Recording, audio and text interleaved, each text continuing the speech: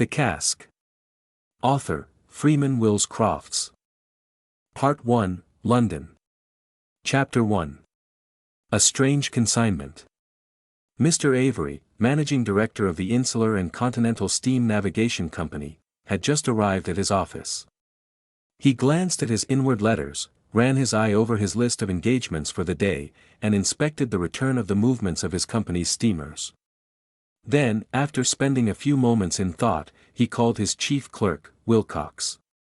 "I see the Bullfinch is in this morning from Rouen," he said. "I take it she'll have that consignment of wines for Norton and Banks." "She has," replied the chief clerk. "I've just rung up the dock office to inquire. I think we ought to have it specially checked from here. You remember all the trouble they gave us about the last lot. Will you send some reliable man down? Whom can you spare?" "Broughton could go. He has done it before." "Well, see to it, will you, and then send in Miss Johnson, and I shall go through the mail." The office was the headquarters of the Insular and Continental Steam Navigation Company, colloquially known as the I&C, and occupied the second floor of a large block of buildings at the western end of Fenchurch Street.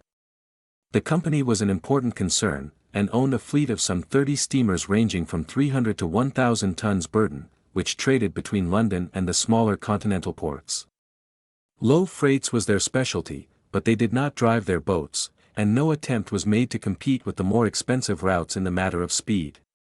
Under these circumstances they did a large trade in all kinds of goods other than perishables. Mr. Wilcox picked up some papers and stepped over to the desk at which Tom Broughton was working. "Broughton," he said, "Mr. Avery wants you to go down at once to the docks and check a consignment of wines for Norton and Banks. It came in last night from Rouen in the Bullfinch. These people gave us a lot of trouble about their last lot, disputing our figures, so you will have to be very careful. Here are the invoices, and don't take the men's figures but see each cask yourself." "Right, sir," replied Broughton, a young fellow of 23, with a frank, boyish face and an alert manner. Nothing loath to exchange the monotony of the office for the life and bustle of the quays, he put away his books, stowed the invoices carefully in his pocket, took his hat and went quickly down the stairs and out into Fenchurch Street. It was a brilliant morning in early April. After a spell of cold, showery weather, there was at last a foretaste of summer in the air, and the contrast made it seem good to be alive. The sun shone with that clear freshness seen only after rain. Broughton's spirits rose as he hurried through the busy streets, and watched the ceaseless flow of traffic pouring along the arteries leading to the shipping. His goal was St. Catherine's Docks, where the Bullfinch was berthed, and, passing across Tower Hill and round two sides of the grim old fortress, he pushed on till he reached the basin in which the steamer was lying. She was a long and rather low vessel of some 800 tons burden, with engines amidships, and a single black funnel ornamented with the two green bands that marked the company's boats. Recently out from her annual overhaul, she looked trim and clean in her new coat of black paint. Unloading was in progress, and Broughton hurried on board, anxious to be present before any of the consignment of wine was set ashore. He was just in time, for the hatches of the lower forehold, in which the casks were stowed, had been cleared and were being lifted off as he arrived. As he stood on the bridge deck waiting for the work to be completed he looked around. Several steamers were lying in the basin. Immediately behind, with her high bluff bows showing over the Bullfinch's counter, was the Thrush, his company's largest vessel, due to sail that afternoon for Corunna and Vigo. In the berth in front lay a Clyde Shipping Company's boat bound for Belfast and Glasgow and also due out that afternoon, the smoke from her black funnel circling lazily up into the clear sky. Opposite was the Arcturus, belonging to the I&CS rivals, Messrs. Babcock and Milman, and commanded by the Black Mac, so called to distinguish him from the Captain Tavish of differently colored hair, Red Mac, who was master of the same company's Sirius. To Broughton these boats represented links with the mysterious, far-off world of romance, and he never saw one put to sea without longing to go with her to Copenhagen, Bordeaux, Lisbon, Spezia, or to whatever other delightful sounding place she was bound. The forehatch being open, Broughton climbed down into the hold armed with his notebook, and the unloading of the casks began. They were swung out in lots of four fastened together by rope slings. As each lot was dealt with, the clerk noted the contents in his book, from which he would afterwards check the invoices. The work progressed rapidly, the men straining and pushing to get the heavy barrels in place for the slings. Gradually the space under and around the hatch was cleared, the casks then having to be rolled forward from the farther parts of the hold. A quartet of casks had just been hoisted and Broughton was turning to examine the next lot when he heard a sudden shout of "Look out, there! Look out!" and felt himself seized roughly and pulled backwards. He swung round and was in time to see the 4 casks turning over out of the sling and falling heavily to the floor of the hold. Fortunately they had only been lifted some 4 or 5 feet, but they were heavy things and came down solidly. The 2 under were damaged slightly and the wine began to ooze out between the staves. The others had had their fall broken and neither seemed the worse. The men had all jumped clear and no one was hurt. "Append those casks, boys," called the foreman, when the damage had been briefly examined, "and let's save the wine." The leaking casks were turned damaged end up and lifted aside for temporary repairs. The 3rd barrel was found to be uninjured, but when they came to the 4th it was seen that it had not entirely escaped. This 4th cask was different in appearance from the rest, and Broughton had noted it as not belonging to Messrs. Norton and Banks' consignment. It was more strongly made and better finished, and was stained a light oak color and varnished. Evidently, also, it did not contain wine, for what had called their attention to its injury was a little heap of sawdust which had escaped from a crack at the end of one of the staves. "Strange-looking cask this. Did you ever see one like it before?" said Broughton to the I&C foreman who had pulled him back, a man named Harkness. He was a tall, strongly built man with prominent cheekbones, a square chin and a sandy mustache. Broughton had known him for some time and had a high opinion of his intelligence and ability. "Never saw nothin' like it," returned Harkness. "I tell you, sir, that their cask has been made to stand some knocking about. Looks like it. Let's get it rolled back out of the way and turned up, so as to see the damage." Harkness seized the cask and with some difficulty rolled it close to the ship's side out of the way of the unloading, but when he tried to upend it he found it too heavy to lift. "There's something more than sawdust in there," he said. "It's the heaviest cask ever I struck. I guess it was its weight shifted the other casks in the sling and spilled the lot." He called over another man and they turned the cask damaged end up. Broughton stepped over to the charge hand and asked him to check the tally for a few seconds while he examined the injury. As he was returning across the half-dozen yards to join the foreman, his eye fell on the little heap of sawdust that had fallen out of the crack, and the glitter of some bright object showing through it caught his attention. He stooped and picked it up. His amazement as he looked at it may be imagined, for it was a sovereign. He glanced quickly round. Only Harkness of all the men present had seen it. "Turn the DAP over, sir," said the foreman, evidently as surprised as the younger man, "see if there are any more." Broughton sifted the sawdust through his fingers, and his astonishment was not lessened when he discovered 2 others hidden in the little pile. He gazed at the 3 gold coins lying in his palm. As he did so Harkness gave a smothered exclamation and, stooping rapidly, picked something out from between 2 of the boards of the hold's bottom. "Another, by gum," cried the foreman in low tones, "and another."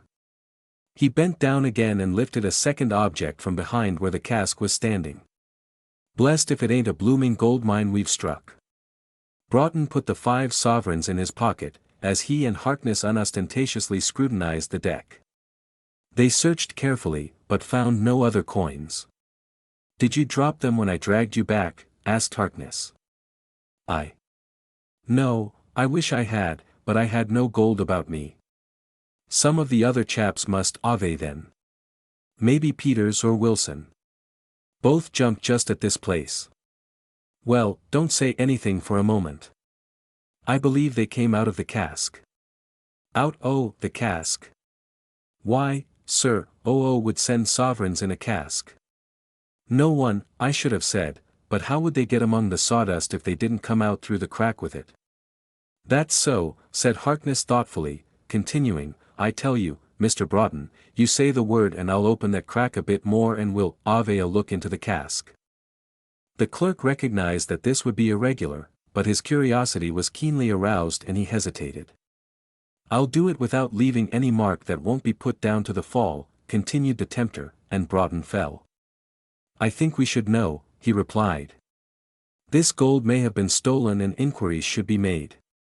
The foreman smiled and disappeared, returning with a hammer and cold chisel.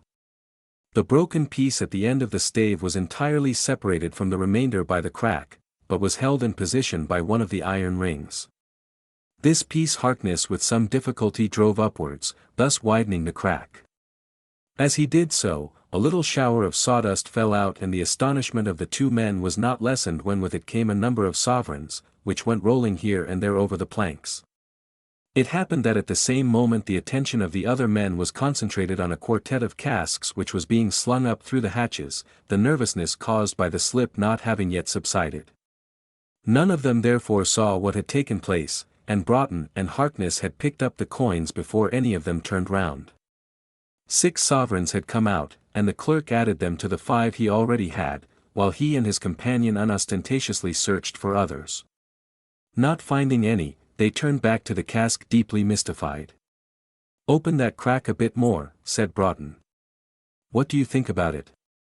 "Blessed if I know what to think," replied the foreman. "We're on to something mighty queer anyway. Hold my cap under the crack till I prize out that there bit of wood altogether." With some difficulty the loose piece of the stave was hammered up, leaving a hole in the side of the barrel some 6 inches deep by nearly 4 wide. Half a capful of sawdust fell out, and the clerk added to it by clearing the broken edge of the wood. Then he placed the cap on the top of the cask and they eagerly felt through the sawdust. "By Jehoshaphat," whispered Harkness excitedly, "it's just full of gold." It seemed to be so, indeed, for in it were no fewer than 7 sovereigns. "That's 18 in all," said Broughton, in an awed tone, as he slipped them into his pocket. "If the whole cask's full of them it must be worth thousands and thousands of pounds." They stood gazing at the prosaic-looking barrel, outwardly remarkable only in its strong design and good finish, marveling if beneath that commonplace exterior there was indeed hidden what to them seemed a fortune. Then Harkness crouched down and looked into the cask through the hole he had made. Hardly had he done so when he sprang back with a sudden oath. "Look in there, Mr. Broughton," he cried in a suppressed tone. "Look in there." Broughton stooped in turn and peered in. Then he also recoiled, for there, sticking up out of the sawdust, were the fingers of a hand. "This is terrible," he whispered, convinced at last they were in the presence of tragedy, and then he could have kicked himself for being such a fool. "Why, it's only a statue," he cried. "Statue?" replied Harkness sharply. "Statue? That ain't no statue. That's part of a dead body, that is. And don't you make no mistake. It's too dark to see properly. Get a light, will you, till we make sure." When the foreman had procured a hand lamp Broughton looked in again and speedily saw that his first impression was correct. The fingers were undoubtedly those of a woman's hand, small, pointed, delicate, and bearing rings which glinted in the light. "Clear away some more of the sawdust, Harkness," said the young man as he stood up again. "We must find out all we can now." He held the cap as before, and the foreman carefully picked out with the cold chisel the sawdust surrounding the fingers. As its level lowered, the remainder of the hand and the wrist gradually became revealed. The sight of the whole only accentuated the first impression of dainty beauty and elegance. Broughton emptied the cap on to the top of the cask.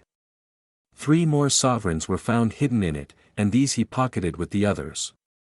Then he turned to re-examine the cask. It was rather larger than the wine barrels, being some 3 feet 6 high by nearly 2 feet 6 in diameter. As already mentioned, it was of unusually strong construction, the sides, as shown by the broken stave, being quite 2 inches thick.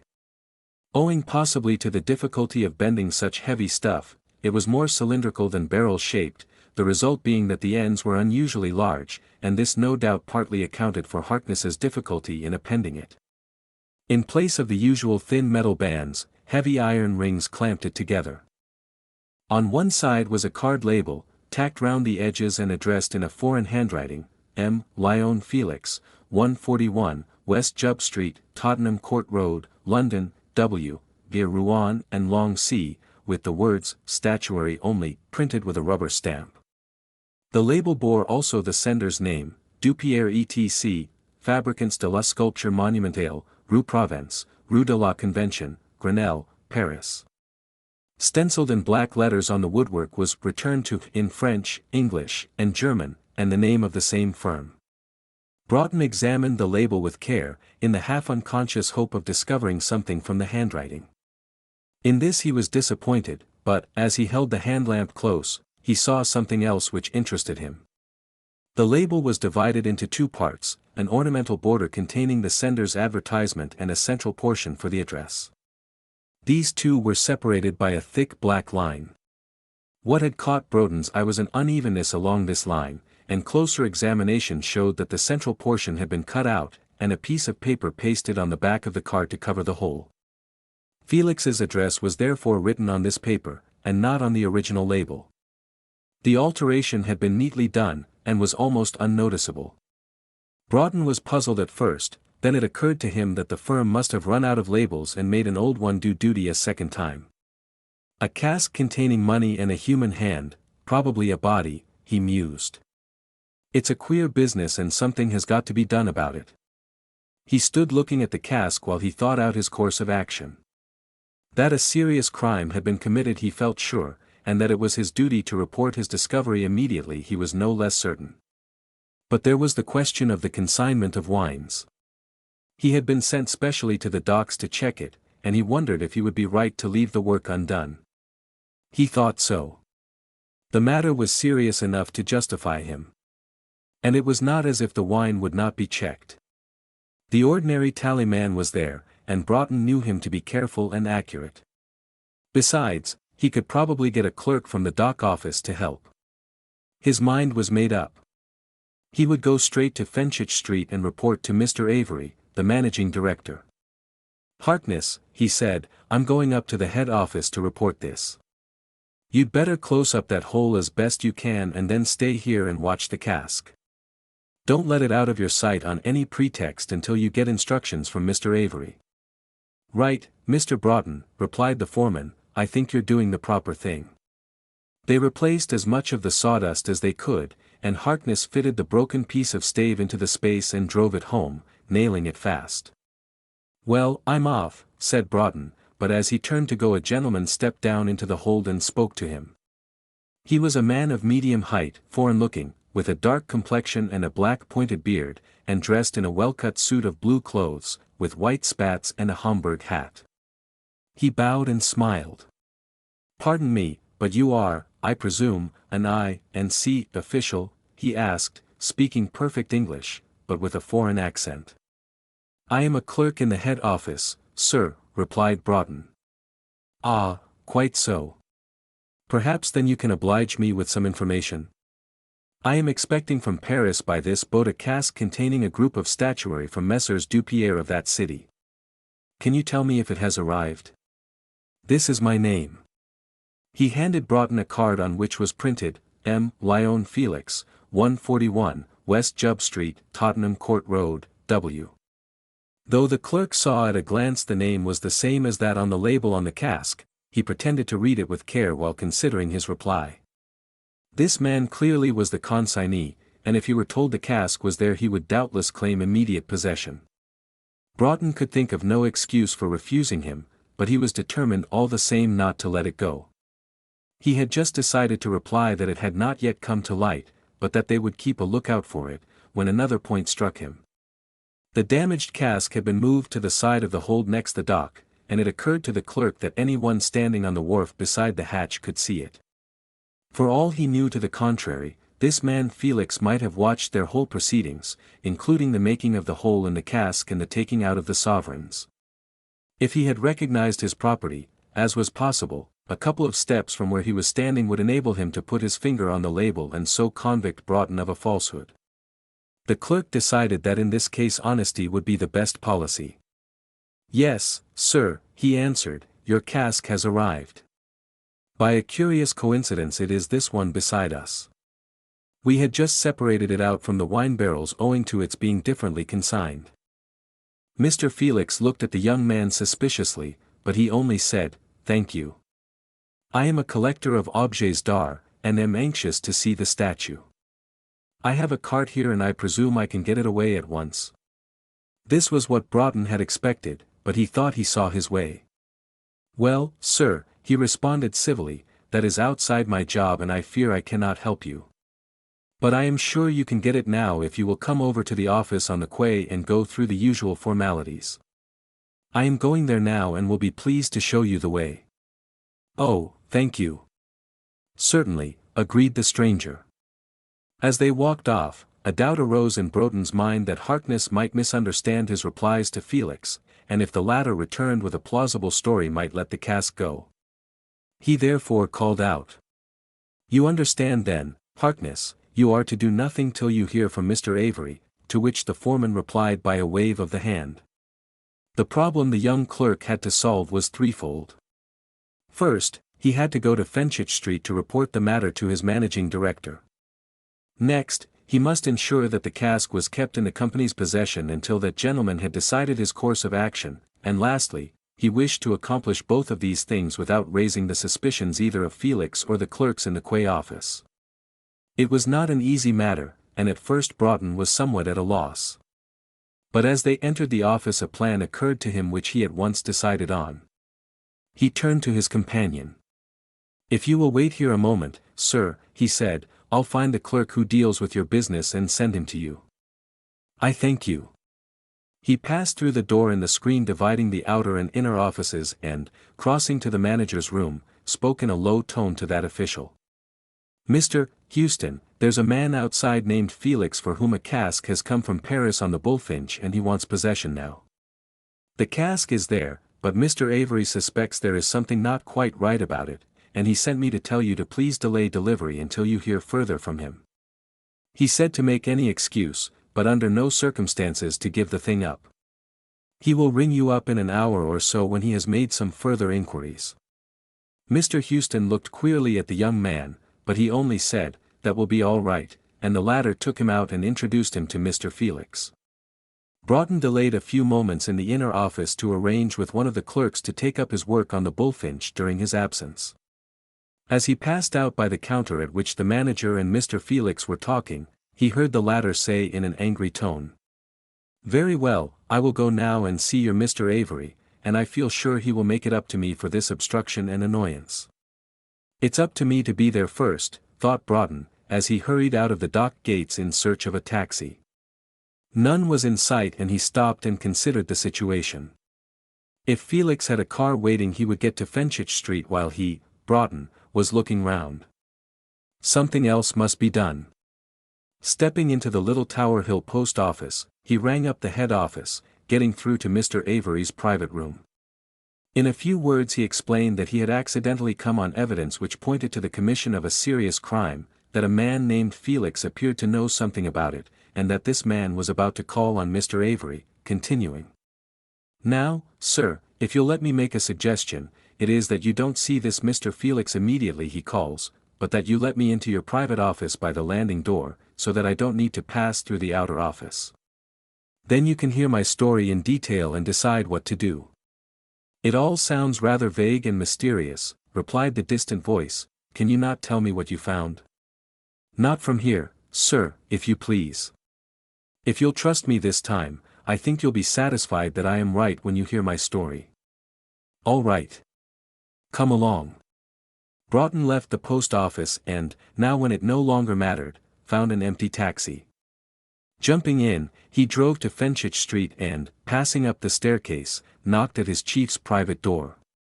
"Well, Broughton," said Mr. Avery, "sit down there." Going to the door leading to the outer office he spoke to Wilcox. "I've just had a telephone call and I want to send some other messages. I'll be engaged for half an hour." Then he closed the door and slipped the bolt. "You see I have done as you asked and I shall now hear your story. I trust you haven't put me to all this inconvenience without a good cause." "I think not, sir, and I thank you for the way you have met me. What happened was this," and Broughton related in detail his visit to the docks, the mishap to the casks, the discovery of the sovereigns and the woman's hand, the coming of Mr. Felix and the interview in the Quay office, ending up by placing the 21 sovereigns in a little pile on the chief's desk. When he ceased speaking there was silence for several minutes, while Mr. Avery thought over what he had heard. The tale was a strange one, but both from his knowledge of Broughton's character as well as from the young man's manner he implicitly believed every word he had heard. He considered the firm's position in the matter. In one way it did not concern them if a sealed casket, delivered to them for conveyance, contained marble, gold, or road metal, so long as the freight was paid. Their contract was to carry what was handed over to them from one point to another and give it up in the condition they received it. If anyone chose to send sovereigns under the guise of statuary, any objection that might be raised concerned the customs department, not them. On the other hand, if evidence pointing to a serious crime came to the firm's notice, it would be the duty of the firm to acquaint the police. The woman's hand in the cask might or might not indicate a murder, but the suspicion was too strong to justify them in hiding the matter. He came to a decision. "Broughton," he said, "I think you have acted very wisely all through. We will go now to Scotland Yard, and you may repeat your tale to the authorities. After that I think we will be clear of it. Will you go out the way you came in, get a taxi, and wait for me in Fenchurch Street at the end of Mark Lane?" Mr. Avery locked the private door after the young man, put on his coat and hat, and went into the outer office. "I am going out for a couple of hours, Wilcox," he said. The head clerk approached with a letter in his hand. "Very good, sir. A gentleman named Mr. Felix called about 11:30 to see you. When I said you were engaged, he would not wait, but asked for a sheet of paper and an envelope to write you a note. This is it." The managing director took the note and turned back into his private office to read it. He was puzzled. He had said at 11:15 he would be engaged for half an hour. Therefore, Mr. Felix would only have had 15 minutes to wait. As he opened the envelope he wondered why that gentleman could not have spared this moderate time, after coming all the way from the docks to see him. And then he was puzzled again, for the envelope was empty. He stood in thought. Had something occurred to startle Mr. Felix when writing his note, so that in his agitation he omitted to enclose it? Or had he simply made a mistake? Or was there some deep-laid plot? Well, he would see what Scotland Yard thought. He put the envelope away in his pocketbook and, going down to the street, joined Broughton in the taxi. They rattled along the crowded thoroughfares while Mr. Avery told the clerk about the envelope. "I say, sir," said the latter, "but that's a strange business. When I saw him, Mr. Felix was not at all agitated. He seemed to me a very cool, clear-headed man. It happened that about a year previously the shipping company had been the victim of a series of cleverly planned robberies, and, in following up the matter, Mr. Avery had become rather well acquainted with 2 or 3 of the yard inspectors. One of these in particular he had found a shrewd and capable officer, as well as a kindly and pleasant man to work with. On arrival at the yard he therefore asked for this man, and was pleased to find he was not engaged. "Good morning, Mr. Avery," said the inspector, as they entered his office. "What good wind blows you our way today?" "Good morning, Inspector. This is Mr. Broughton, one of my clerks, and he has got a rather singular story that I think will interest you to hear." Inspector Burnley shook hands, closed the door, and drew up a couple of chairs. "Sit down, gentlemen," he said. "I am always interested in a good story. Now, Broughton, repeat your adventures over again to Inspector Burnley." Broughton started off and, for the second time, told of his visit to the docks, the damage to the heavily built cask, the finding of the sovereigns and the woman's hand, and the interview with Mr. Felix. The inspector listened gravely and took a note or two, but did not speak till the clerk had finished, when he said, "Let me congratulate you, Mr. Broughton, on your very clear statement." "To which I might add a word," said Mr. Avery, and he told of the visit of Mr. Felix to the office and handed over the envelope he had left. "That envelope was written at 11:30, said the inspector, "and it is now nearly 12:30. I am afraid this is a serious matter, Mr. Avery. Can you come to the docks at once?" "Certainly. Well, don't let us lose any time. He threw a London directory down before Broughton. Just look up this Felix, will you, while I make some arrangements. Broughton looked for West Jubb Street, but there was no such near Tottenham Court Road. I thought as much, said Inspector Burnley, who had been telephoning. Let us proceed. As they reached the courtyard a taxi drew up, containing two plain-clothes men as well as the driver. Burnley threw open the door, they all got in, and the vehicle slid quickly out into the street. Burnley turned to Broughton. Describe the man Felix as minutely as you can. He was a man of about middle height, rather slightly and elegantly built. He was foreign-looking, French, I should say, or even Spanish, with dark eyes and complexion, and black hair. He wore a short, pointed beard. He was dressed in blue clothes of good quality, with a dark green or brown Homburg hat, and black shoes with light spats. I did not observe his collar and tie specially, but he gave me the impression of being well dressed in such matters of detail. He wore a ring with some kind of stone on the little finger of his left hand. The two plain-clothes men had listened attentively to the description, and they and the inspector conversed in low tones for a few moments, when silence fell on the party. They stopped opposite the Bullfinch's berth and Broughton led the way down. There she is, he pointed, if we go to that gangway we can get down direct to the forehold. The two plainclothes men had also alighted and the five walked in the direction indicated. They crossed the gangway and, approaching the hatchway, looked down into the hold. There's where it is, began Broughton, pointing down, and then suddenly stopped. The others stepped forward and looked down. The hold was empty. Harkness and the cask were gone. Chapter 2. Inspector Burnley on the track. The immediate suggestion was, of course, that Harkness had had the cask moved to some other place for safety, and this they set themselves to find out. Get hold of the gang that were unloading this hold, said the inspector.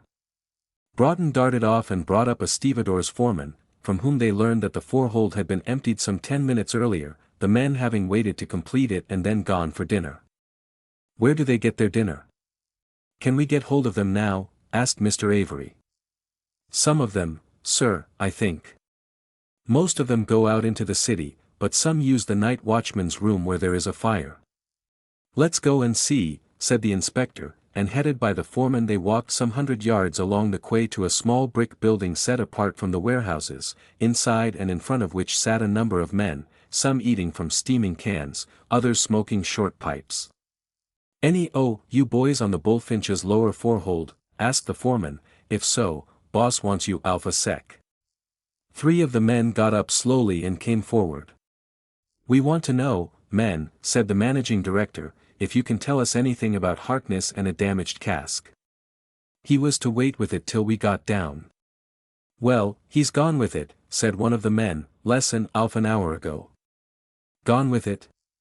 Yes. Some toff in blue clothes and a black beard came up and give him a paper, and when Ed read it calls out and says, help me swing out this air cask, says.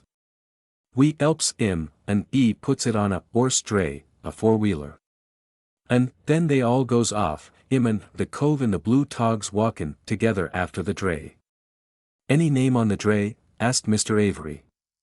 There was, replied the spokesman, but I'm blessed if I knows what it was. Bill, you was talking about that there name. Where was it? Another man spoke. It was Tottenham Court Road, it was.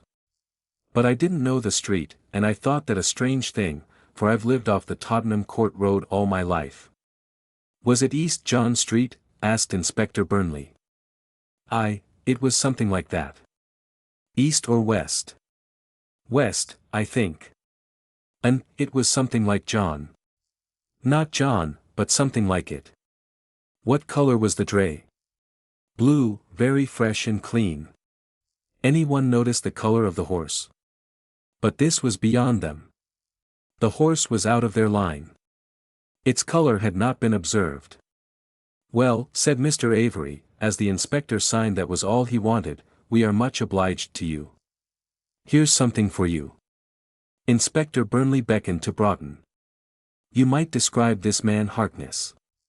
He was a tall chap with a sandy mustache, very high cheekbones, and a big jaw. He was dressed in brown dungarees and a cloth cap. You hear that, said the inspector, turning to the plainclothes men. They have half an hour's start. Try to get on their track. Try north and east first, as it is unlikely they'd go west for fear of meeting us. Report to headquarters. The men hurried away. Now, a telephone, continued the inspector.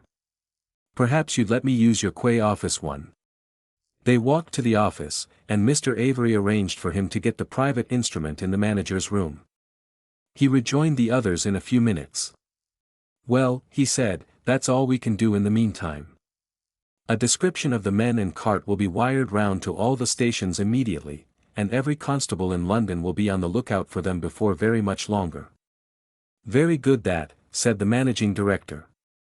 The inspector looked surprised. Oh no, he said, that's the merest routine.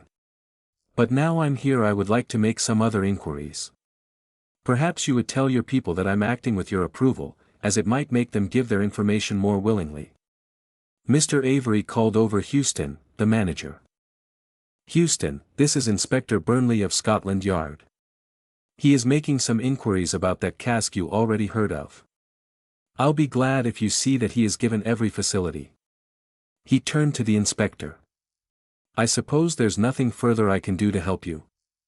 I should be glad to get back to the city again, if possible. Thank you, Mr. Avery, there's nothing more. I'll cruise round here a bit. I'll let you know how things develop. Right. Goodbye then, in the meantime. The inspector, left to his own devices, called Broughton and, going on board the Bullfinch, had the clerk's story repeated in great detail, the actual place where each incident happened being pointed out. He made a search for any object that might have been dropped, but without success, visited the wharf and other points from which the work at the cask might have been overlooked, and generally made himself thoroughly familiar with the circumstances. By the time this was done the other men who had been unloading the forehold had returned from dinner, and he interviewed them, questioning each individually. No additional information was received. The inspector then returned to the quay office.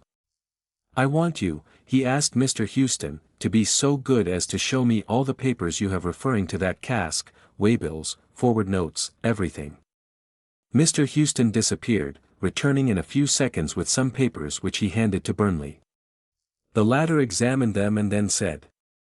These seem to show that the cask was handed over to the French State Railway at their Rue Cardonet goods station, near the Gare Saint-Lazare, in Paris, by M. Dupierre etc., carriage being paid forward. They ran it by rail to Rouen, where it was loaded on to your Bullfinch. That is so.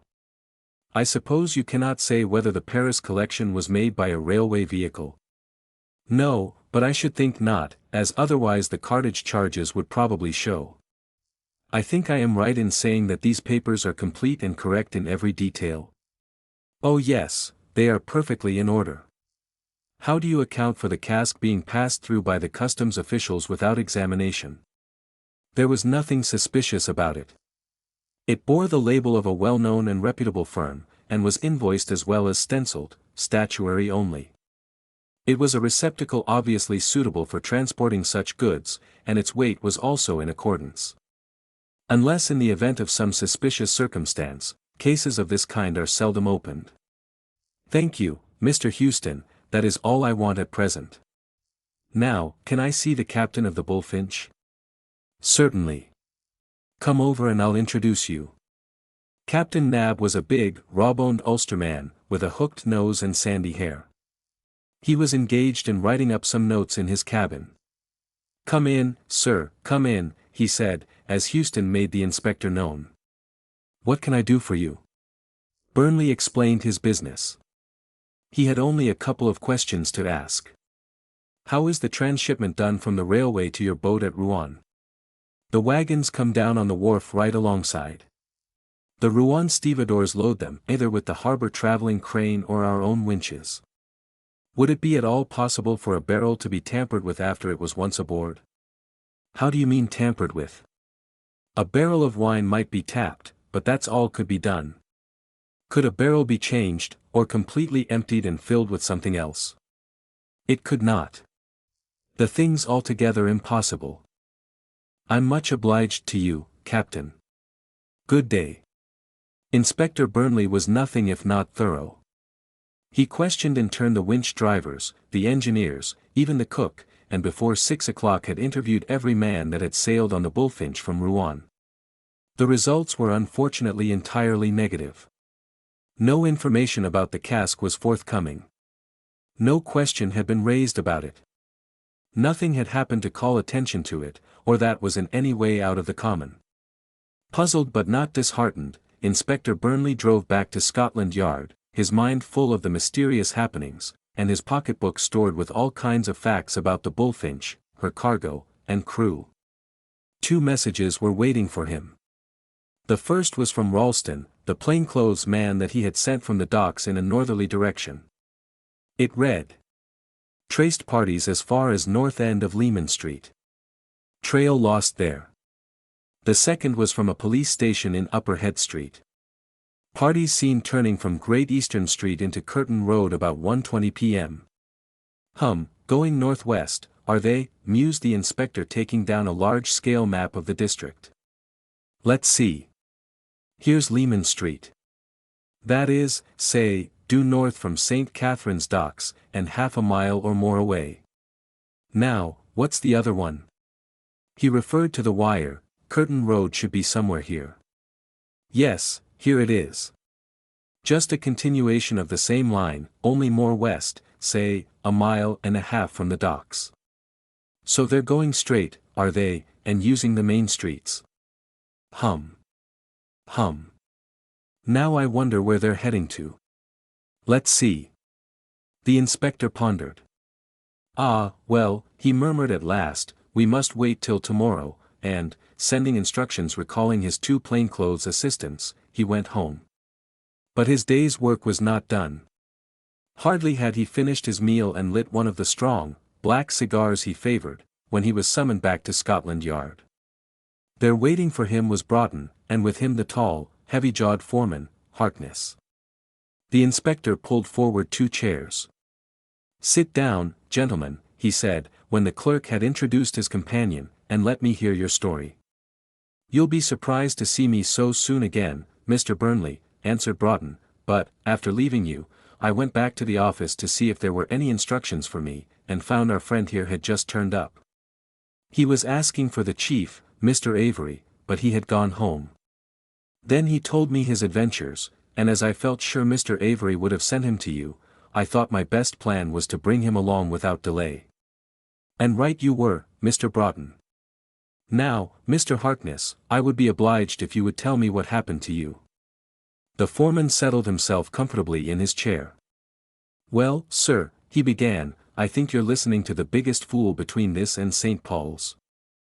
I've been done this afternoon, fairly diddled, and not once only, but 2 separate times. I'd better tell you from the beginning. When Mr. Broughton and Felix left, I stayed and kept an eye on the cask. I got some bits of boop iron by way o' mending it, so that none o' the boys would wonder why I was anging around. I waited the best part of an hour, and then Felix came back. Mr. Harkness, I believe. He said. That's my name, sir, I answered. I've a letter for you from Mr. Avery. Perhaps you would kindly read it now, he said. It was a note from the EAD office, signed by Mr. Avery, and it said that he had seen Mr. Broughton and that it was all right about the cask, and for me to give it up to Felix at once. It said too that we had to deliver the cask at the address that was on it, and for me to go there along with it and Felix, and to report if it was safely delivered. That's all right, sir, said I, and I called to some o' the boys, and we got the cask swung ashore and on to a 4-wheeled dray. Felix had waiting. He had 2 men with it, a big, strong fellow with red hair and a smaller dark chap that drove. We turned east at the dock gates, and then went up Leman Street and on into a part o' the city I didn't know. When we had gone a mile or more, the red-haired man said he could do with a drink. Felix wanted I'm to carry on at first, but E gave in after a bit and we stopped in front o' a bar. The small man's name was Waddy, and Felix asked him could E leave the horse, but Waddy said no, and then Felix told him to mind it while the rest of us went in, and E would come out soon and look after it, so's Waddy could go in and get his drink. So Felix and I and Ginger went in, and Felix ordered 4 bottles o' beer and paid for them. Felix drank his off, and then E told us to wait till E would send Waddy in for his, and went out. As soon as E had gone, Ginger leant over and whispered to me, "Say, mate, what's his game with the blooming cask? I lay you 5 to 1 E as something crooked on." "Why," said I don't know about that. You see, sir, I had thought the same myself, but then Mr. Avery wouldn't have written what it was all right if it wasn't. "Well, see, said Ginger, maybe if you and I was to keep our eyes skinned, it might put a few quid in our pockets." "How's that?" said I.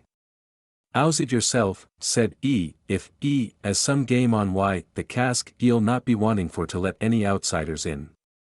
If you and me was to offer for to let them in for him, Ed maybe think we was worth something." Well, gentlemen, I thought over that, and first I wondered if this chap knew there was a body in the cask, and I was going to see if I couldn't find out without giving myself away. Then I thought maybe E was on the same lay, and was pumping me. So I thought I would pass it off a while, and I said, "Would Waddy come in?"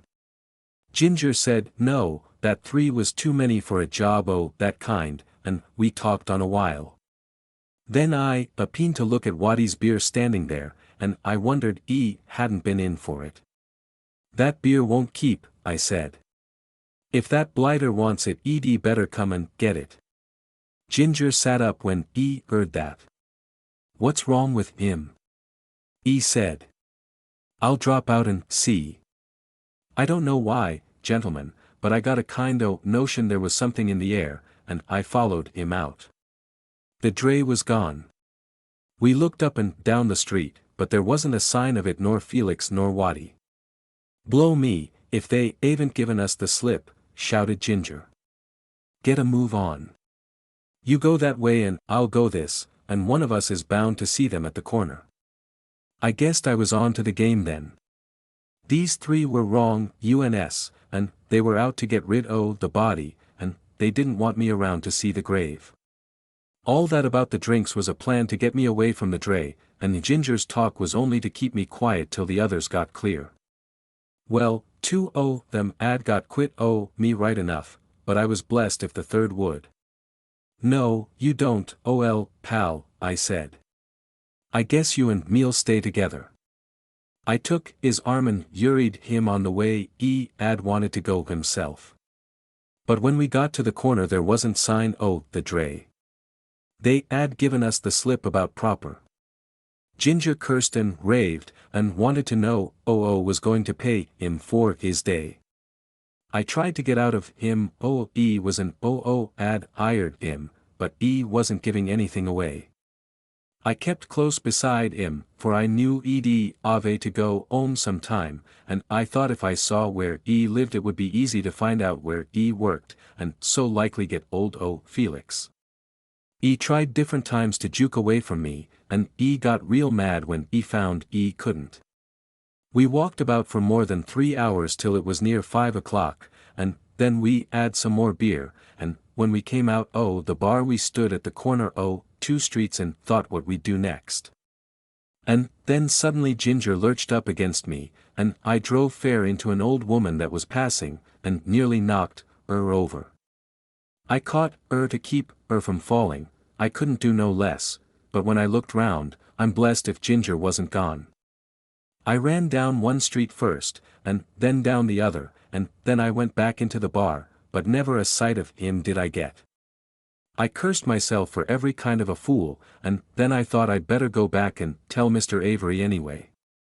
So I went to Fenchurch Street, and Mr. Broughton brought me along air. There was silence when the foreman ceased speaking, while Inspector Burnley, in his painstaking way, considered the statement he had heard, as well as that made by Broughton earlier in the day.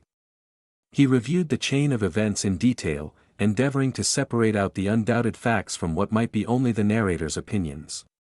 If the two men were to be believed, and Burnley had no reason for doubting either, the facts about the discovery and removal of the cask were clear, with one exception. There seemed to be no adequate proof that the cask really did contain a corpse.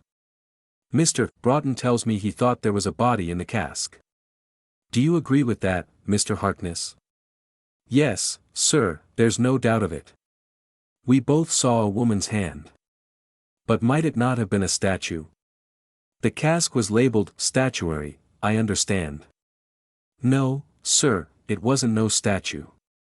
Mr. Broughton thought that at first, but when he looked at it again he gave in I was right. It was a body, sure enough. Further questions showed that both men were convinced the hand was real, though neither could advance any grounds for their belief other than that he knew from the look of it. The inspector was not satisfied that their opinion was correct, though he thought it probable. He also noted the possibility of the cask containing a hand only or perhaps an arm, and it passed through his mind that such a thing might be backed by a medical student as a somewhat gruesome practical joke. Then he turned to Harkness again. Have you the letter Felix gave you on the bullfinch? Yes, sir, replied the foreman, handing it over. It was written in what looked like a junior clerk's handwriting on a small-sized sheet of business letter paper. It bore the I&CS ordinary printed heading, and read. April 5, 1912. Mr. Harkness. On SS Bullfinch. St. Catherine's Docks. Mr. Broughton's conversation with you about cask for Mr. Felix.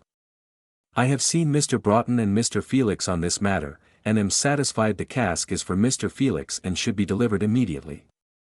On receipt of this letter please hand it over to Mr. Felix without further delay. As the company is liable for its delivery at the address it bears, please accompany it as the representative of the company, and report to me of its safe arrival in due course. For the I&C.S.N. Company, Limited. X. Avery. Per X. Managing Director. The initials shown, X, were undecipherable and were apparently written by a person in authority, though curiously the word Avery in the same hand was quite clear. It's written on your company's paper anyway, said the inspector to Broughton. I suppose that heading is yours and not a fake.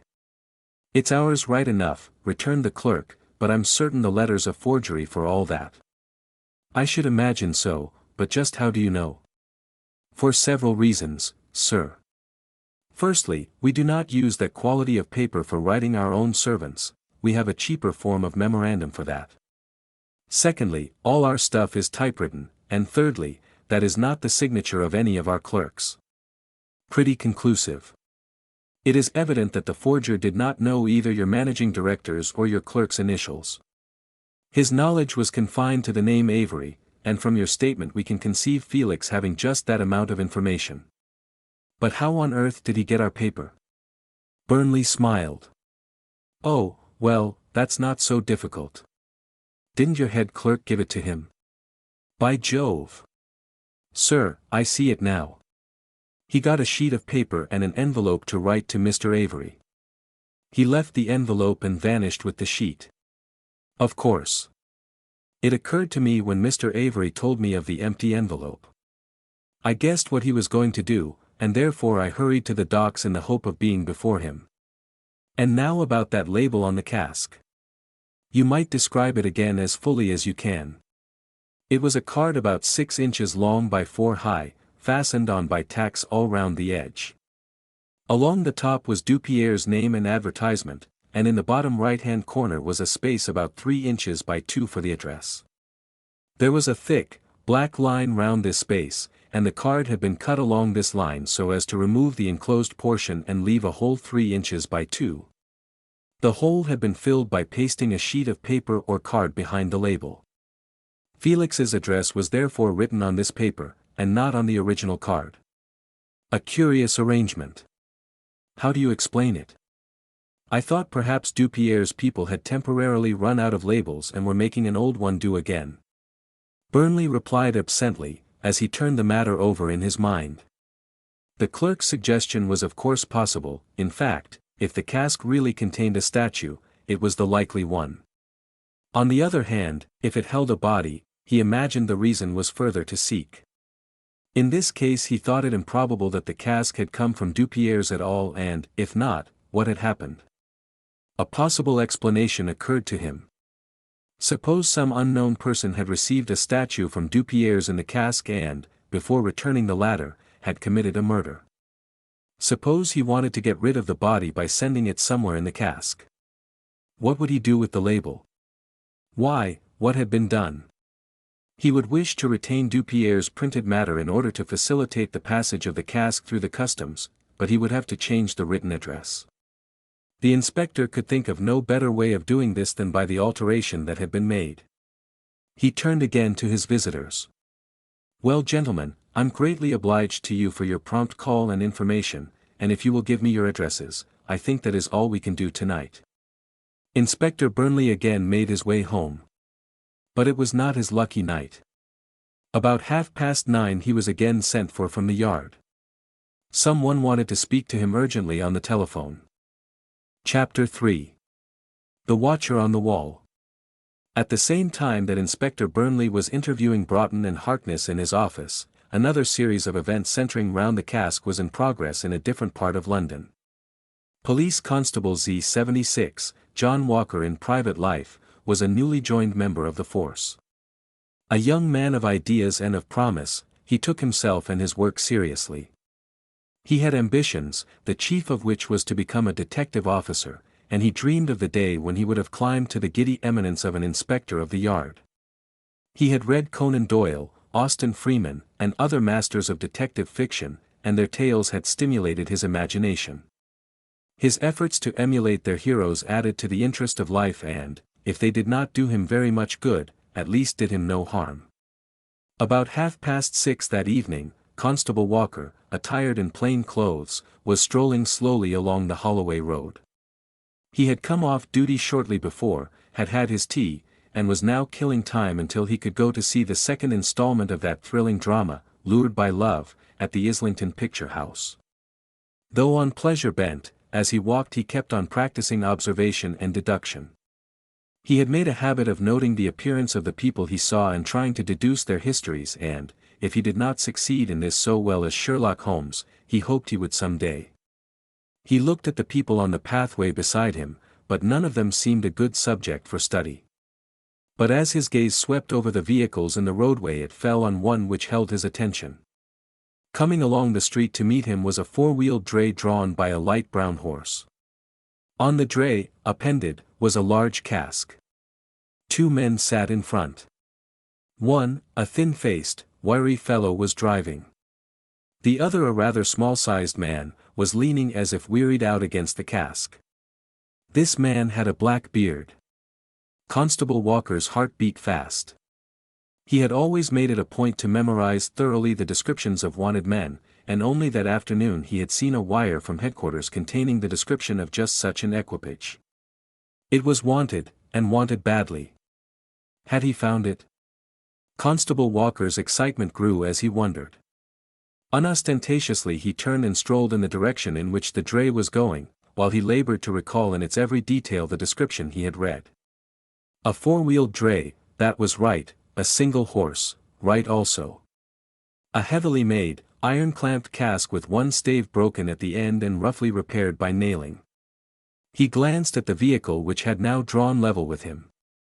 Yes, the cask was well and heavily made and iron-clamped, but whether it had a broken stave he could not tell. The dray was painted a brilliant blue and had a Tottenham Court Road address. Here Constable Walker had a blow. This dray was a muddy brown color and bore the name, John Lyons and Son, 127, Maddox Street, Lower Beechwood Road. He suffered a keen disappointment. He had been getting so sure, and yet, it certainly looked very like what was wanted except for the color. Constable Walker took another look at the reddish-brown paint. Curiously patchy it looked. Some parts were fresh and more or less glossy, others dull and drab. And then his excitement rose again to fever heat. He knew what that meant. As a boy he had had the run of the small painting establishment in the village in which he had been brought up, and he had learnt a thing or two about paint. He knew that if you want paint to dry very quickly you flat it, you use turpentine or some other flatting instead of oil. Paint so made will dry in an hour, but it will have a dull, flat surface instead of a glossy one. But if you paint over with flat color a surface recently painted in oil it will not dry so quickly, and when it does it dries in patches, the dry parts being dull, the wetter ones glossy. It was clear to Constable Walker that the dray had been recently painted with flat brown, and that it was only partly dry. A thought struck him and he looked keenly at the mottled side. Yes, he was not mistaken. He could see dimly under the flat coat, faint traces of white lettering showing out lighter than the old blue ground. And then his heart leaped, for he was sure. There was no possible chance of error. He let the vehicle draw ahead, keeping his eye carefully on it while he thought of his great luck. And then he recollected that there should have been 4 men with it. There was a tall man with a sandy mustache, prominent cheekbones, and a strong chin, a small, lightly made, foreign-looking man with a black beard, and 2 others whose descriptions had not been given. The man with the beard was on the dray, but the tall, red-haired man was not to be seen. Presumably the driver was one of the undescribed men. It occurred to Constable Walker that perhaps the other 2 were walking. He therefore let the vehicle draw still farther ahead, and devoted himself to a careful examination of all the male foot passengers going in the same direction. He crossed and recrossed the road. But nowhere could he see anyone answering to the red-haired man's description. The quarry led steadily on in a northwesterly direction, Constable Walker following at a considerable distance behind. At the end of the Holloway Road it passed through Highgate, and continued out along the Great North Road. By this time it was growing dusk, and the constable drew slightly closer so as not to miss it if it made a sudden turn. For nearly 4 miles the chase continued. It was now nearly 8, and Constable Walker reflected with a transient feeling of regret that, lured by love, would then be in full swing. All immediate indications of the city had been left behind. The country was now suburban, the road being lined by detached and semi-detached villas, with an occasional field bearing a building ground to let notice. The night was warm and very quiet. There was still light in the west, but an occasional star was appearing eastwards. Soon it would be quite dark. Suddenly the dray stopped and a man got down and opened the gate of a drive on the right-hand side of the road. The constable melted into the hedge some 50 yards behind and remained motionless. Soon he heard the dray move off again and the hard, rattling noise of the road gave place to the softer, slightly grating sound of gravel. As the constable crept up along the hedge he could see the light of the dray moving towards the right. A narrow lane branched off in the same direction immediately before reaching the property into which the dray had gone.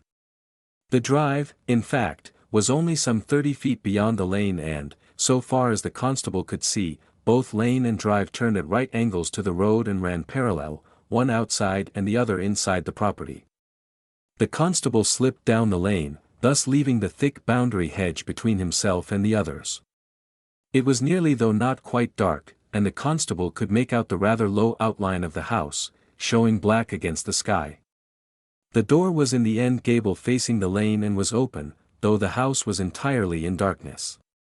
Behind the house, from the end of the gable and parallel to the lane, ran a wall about 8 feet high, evidently the yard wall, in which was a gate. The drive passed the hall door and gable and led up to this gate. The buildings were close to the lane, not more than 40 feet from where the constable crouched. Immediately inside the hedge was a row of small trees. Standing in front of the yard gate was the dray, with one man at the horse's head. As the constable crept closer he heard sounds of unbarring, and the gate swung open. In silence the man outside led the dray within and the gate swung to. The spirit of adventure had risen high in Constable Walker, and he felt impelled to get still closer to see what was going on. Opposite the hall door he had noticed a little gate in the hedge, and he retraced his steps to this and with infinite care opened it and passed silently through.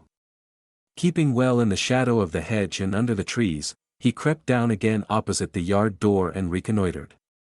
Beyond the gate, that is on the side away from the house, the yard wall ran on for some 50 feet, at the end of which a cross hedge ran between it and the one under which he was standing. The constable moved warily along to this cross hedge, which he followed until he stood beside the wall. In the corner between the hedge and the wall, unobserved till he reached it in the growing darkness, stood a small, openwork, rustic summer house. As the constable looked at it an idea occurred to him. With the utmost care he began to climb the side of the summer house, testing every foothold before trusting his weight on it. Slowly he worked his way up until, cautiously raising his head, he was able to peep over the wall. The yard was of fair length, stretching from where he crouched to the house, a distance of 70 or 80 feet, but was not more than about 30 feet wide. Along the opposite side it was bounded by a row of out-offices. The large double doors of one of these, apparently a coach house, were open, and a light shone out from the interior. In front of the doorway and with its back to it stood the dray. The coach house being near the far end of the yard, Constable Walker was unable to see what was taking place within. He therefore raised himself upon the wall and slowly and silently crawled along the coping in the direction of the house. He was aware his strategic position was bad, but he reflected that, being on the southeast side of the yard, he had dark sky behind him, while the row of trees would still further blacken his background. He felt safe from observation, and continued till he was nearly opposite the coach house. Then he stretched himself flat on the coping, hid his face, which he feared might show white if the lantern shone on it, behind the dark sleeve of his reddish-brown coat, and waited. He could now see into the coach house. It was an empty room of fair size with whitewashed walls and a cement floor. On a peg in the wall hung a hurricane lamp, and by its light he saw the bearded man descending a pair of steps which was placed in the center of the floor. The wiry man stood close by. "That hook's all right," said the bearded man, "I have it over the tie beam. Now for the differential." He disappeared into an adjoining room, returning in a moment with a small set of chain blocks. Taking the end of this up the steps, he made it fast to something above. The steps were then removed, and Constable Walker could just see below the lintel of the door, the hook of the block with a thin chain sling hanging over it. "Now back in," said the bearded man. The dray was backed in until the cask stood beneath the blocks. Both men with some apparent difficulty got the sling fixed, and then pulling on the chain loop, slowly raised the cask. "That'll do," said the bearded man when it was some 6 inches up. "Draw out now." The wiry man came to the horse's head and brought the dray out of the building, stopping in front of the yard gate. Taking the lantern from its hook and leaving the cask swinging in mid-air, the bearded man followed. He closed the coach house doors and secured them with a running bolt and padlock, then crossed to the yard gates and began unfastening them. Both men were now within 15 feet of Constable Walker, and he lay scarcely daring to breathe. The wiry man spoke for the first time. "Arfa mo, mister," he said, "what about that there money?" "Well," said the other, "I'll give you yours now, and the other fellow can have his any time he comes for it." "I don't think," the wiry man replied aggressively. "I'll take my pals now along my own. When would ave time to come around ere looking for it? If I give it to you, what guarantee have I that he won't deny getting it and come and ask for more? You'll ave no guarantee at all about it, only that I just tells yer.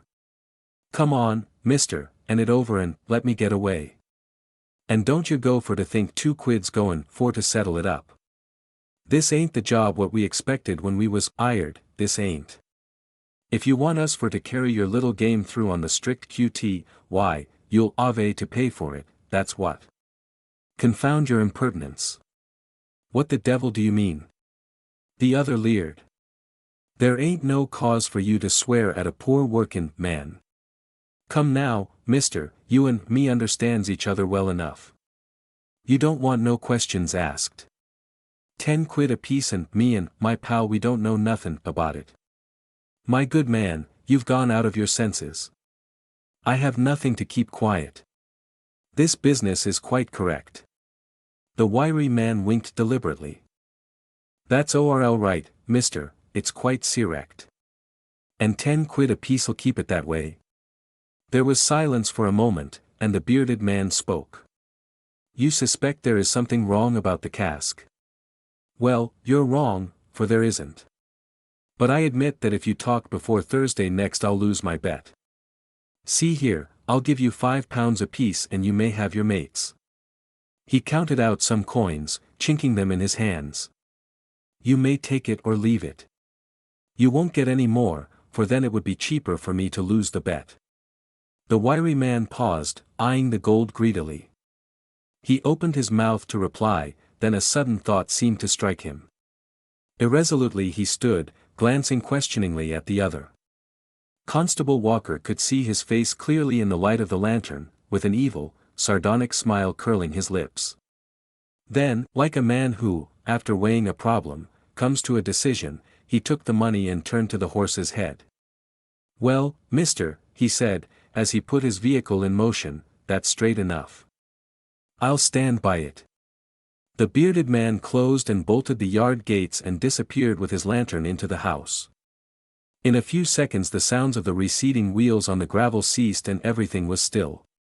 After waiting a few minutes motionless, Constable Walker slipped off the coping of the wall and dropped noiselessly to the ground. Tiptoeing across to the hedge, he passed silently out of the little gate and regained the lane. Chapter 4. A Midnight Interview. The constable paused in the lane and considered. Up to the present he felt he had done splendidly, and he congratulated himself on his luck. But his next step he did not see clearly at all. Should he find the nearest police station and advise the head constable, or should he telephone, or even go to Scotland Yard?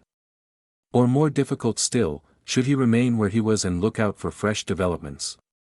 He paused irresolutely for some 15 minutes pondering the situation, and had almost made up his mind to telephone for instructions to his own station, when he heard a footstep slowly approaching along the lane. Anxious to remain unseen, he rapidly regained the small gate in the hedge, passed inside and took up a position behind the trunk of one of the small trees. The sounds grew gradually nearer. Whoever was approaching was doing so exceedingly slowly, and seemed to be coming on tiptoe. The steps passed the place where the constable waited, and he could make out dimly the form of what seemed to be a man of medium height. In a few seconds they stopped, and then returned slowly past the constable, finally coming to a stand close by the little gate. It was intensely still, and the constable could hear the unknown yawning and softly clearing his throat. The last trace of light had gone from the sky and the stars were showing brightly. There was no wind but a sharpness began to creep into the air. At intervals came the disconnected sounds of night, the bark of a dog, the rustle of some small animal in the grass, the rush of a motor passing on the high road. The constable's problem was settled for him for the moment. He could not move while the other watcher remained. He gave a gentle little shiver and settled down to wait. He began reckoning the time. It must, he thought, be about 8:30. It was about 8 when the dray had turned into the drive and he was sure half an hour at least must have passed since then. He had leave until 10 and he did not want to be late without authority, though surely, under the circumstances, an excuse would be made for him. He began to picture the scene if he were late, the cold anger of the sergeant, the threat to report him, then his explanation, the sudden change of manner. A faint click of what seemed to be the entrance gate of the drive recalled him with a start to his present position. Footsteps sounded on the gravel, firm, heavy footsteps, walking quickly. A man was approaching the house.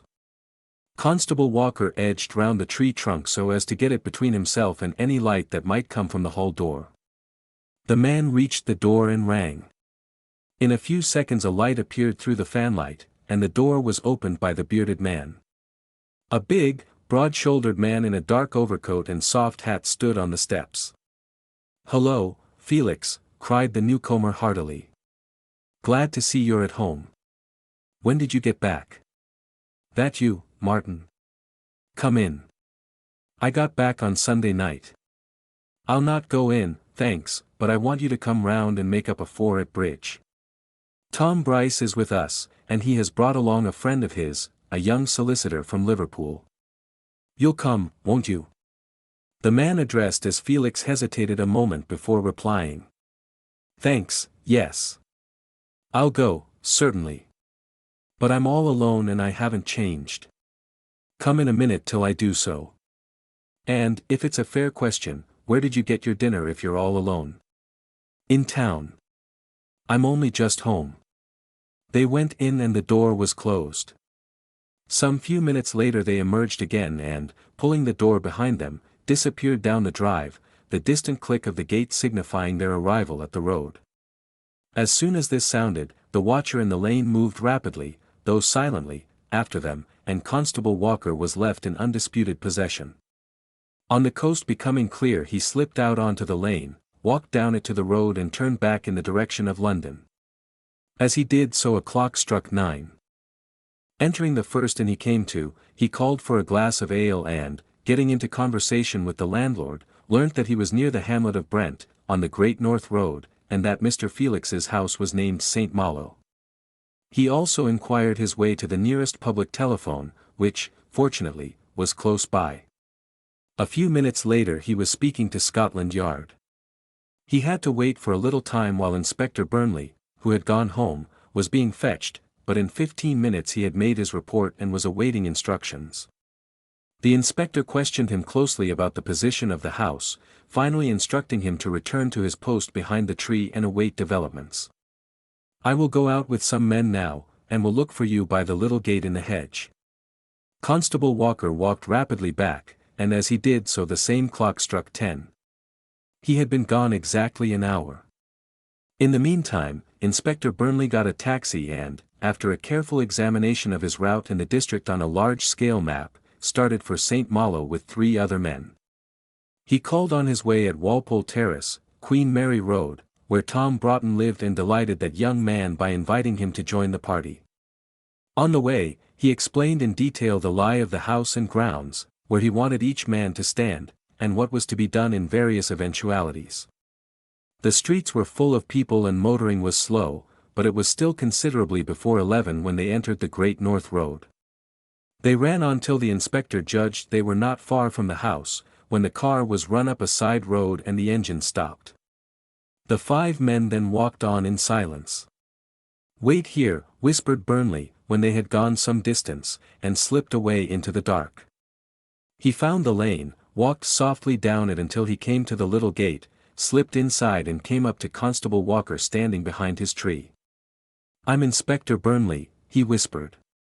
"Has anyone come in or out yet?" "No, sir." "Well, wait here until I post my men." He returned to the others and, speaking in a whisper, gave his directions. "You men take up the positions I explained to you. Listen out for a whistle to close in. Mr. Broughton, you come with me and keep silent." The inspector and his young acquaintance walked down the lane, stopping outside the little gate. The other 3 men posted themselves at various points in the grounds. And then they waited. It seemed to Broughton that several hours must have passed when a clock in the distance struck 12. He and the inspector were standing beside each other concealed under the hedge. Once or twice he had attempted whispered remarks, but Burnley was not responsive. It was rather cold and the stars were bright. A light breeze had risen and it rustled gently through the hedge and stirred the branches of the trees.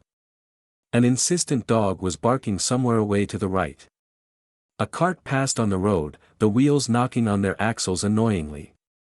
It took ages to get out of earshot, the sounds coming in rotation through nearly a quarter of the compass. Then a car followed with a swift rush, the glare of the headlights glancing along through the trees. And still nothing happened. After further ages the clock struck again, 1. A second dog began barking. The breeze freshened, and Broughton wished he had brought a heavier coat. He longed to stamp up and down and ease his cramped limbs. And then the latch of the road gate clicked and footsteps sounded on the gravel. They waited motionless as the steps came nearer. Soon a black shadow came into view and moved to the hall door. There was a jingling of keys, the rattling of a lock, the outline of the door became still darker, the shadow disappeared within and the door was closed. Immediately Burnley whispered to Broughton. "I am going now to ring at the door, and when he opens it I will flash my light in his face. Take a good look at him and if you are sure, absolutely positive, it is Felix, say, yes, just the one word, yes. Do you understand?" They went in through the small gate, no longer taking any precautions against noise, walked to the door, and Burnley knocked loudly. "Now, remember, don't speak unless you are sure," he whispered. A light flickered through the fanlight and the door was opened. A beam from the inspector's dark lantern flashed on the face of the man within, revealing the same dark complexion and black beard that had attracted Constable Walker's attention. The word "yes" came from Broughton and the inspector said, "Mr. Lyon Felix, I am Inspector Burnley from Scotland Yard. I have called on rather urgent business, and would be glad of a few minutes' conversation." The black-bearded man started. "Oh, certainly," he said, after a momentary pause, "though I don't know that it is quite the hour I would have suggested for a chat. Will you come in?" "Thanks. I'm sorry it's late, but I have been waiting for you for a considerable time. Perhaps my man might sit in the hall out of the cold." Burnley called over one of his men who had been stationed near the summer house. "Wait here till I speak to Mr. Felix, Hastings," he said, giving him a sign to be ready if called on. Then, leaving Broughton outside with Constable Walker and the other men, he followed Felix into a room on the left of the hall. It was fitted up comfortably though not luxuriously as a study. In the middle of the room stood a flat-topped desk of modern design. Two deep, leather-covered armchairs were drawn up on each side of the fireplace, in which the embers still glowed. A tantalus stood on a small side table with a box of cigars. The walls were lined with bookshelves with here and there a good print. Felix lighted a reading lamp which stood on the desk. He turned to Burnley. "Is it a sitting-down matter?" he said, indicating one of the armchairs. The inspector took it while Felix dropped into the other.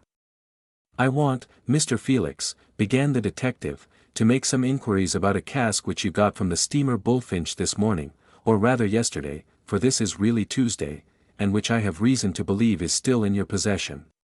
"Yes. The steamboat people think that a mistake has been made and that the cask that you received was not the one consigned to you, and which you expected. The cask I received is my own property. It was invoiced to me and the freight was paid. What more do the shipping company want?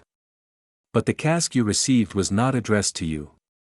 It was invoiced to a Mr. Felix of West Jubb Street, Tottenham Court Road. The cask was addressed to me. I admit the friend who sent it made a mistake in the address, but it was for me all the same. But if we bring the other Mr. Felix, the West Jubb Street Mr. Felix, here, and he also claims it, you will not then, I take it, persist in your claim?" The black-bearded man moved uneasily. He opened his mouth to reply, and then hesitated. The inspector felt sure he had seen the little pitfall only just in time. "If you produce such a man," he said at last, "I am sure I can easily convince him that the cask was really sent to me and not to him." "Well, we shall see about that later. Meantime, another question. What was in the cask you were expecting?" "Statuary." "You are sure of that?" "Why, of course I'm sure. Really, Mr. Inspector, I'd like to know by what right I am being subjected to this examination." "I shall tell you, Mr. Felix. Scotland Yard has reason to believe there is something wrong about that cask, and an investigation has been ordered. You were naturally the first person to approach, but since the cask turns out not to be yours, we shall. Not to be mine." "What do you mean?" "Who says it is not mine?" "Pardon me, you yourself said so. You have just told me the cask you expected contained statuary. We know the one you received does not contain statuary. Therefore you have got the wrong one." Felix paled suddenly, and a look of alarm crept into his eyes. Burnley leant forward and touched him on the knee. "You will see for yourself, Mr. Felix, that if this matter is to blow over we must have an explanation of these discrepancies. I am not suggesting you can't give one. I am sure you can. But if you refuse to do so you will undoubtedly arouse unpleasant suspicions." Felix remained silent, and the inspector did not interrupt his train of thought. "Well," he said at length, "I have really nothing to hide, only one does not like being bluffed. I will tell you, if I can, what you want to know. Satisfy me that you are from Scotland Yard." Burnley showed his credentials, and the other said. Very good. Then I may admit I misled you about the contents of the cask, though I told you the literal and absolute truth. The cask is full of plaques, plaques of kings and queens. Isn't that statuary? And if the plaques should be small and made of gold and called sovereigns, aren't they still statuary? That is what the cask contains, Mr. Inspector. Sovereigns, £988 in gold. What else? Nothing else. Oh, come now, Mr. Felix. We knew there was money in the cask. We also know there is something else. Think again. Oh, well, there will be packing, of course. I haven't opened it and I don't know. But £988 in gold would go a small way towards filling it. There will be sand or perhaps alabaster or some other packing. I don't mean packing. Do you distinctly tell me no other special object was included? Certainly, but I suppose I'd better explain the whole thing. He stirred the embers of the fire together, threw on a couple of logs and settled himself more comfortably in his chair. Chapter 5. Felix tells a story. I am a Frenchman, as you know, began Felix, but I have lived in London for some years, and I run over to Paris frequently on both business and pleasure. About 3 weeks ago on one of these visits I dropped into the Café Toisson d'Or in the Rue Royale, where I joined a group of acquaintances.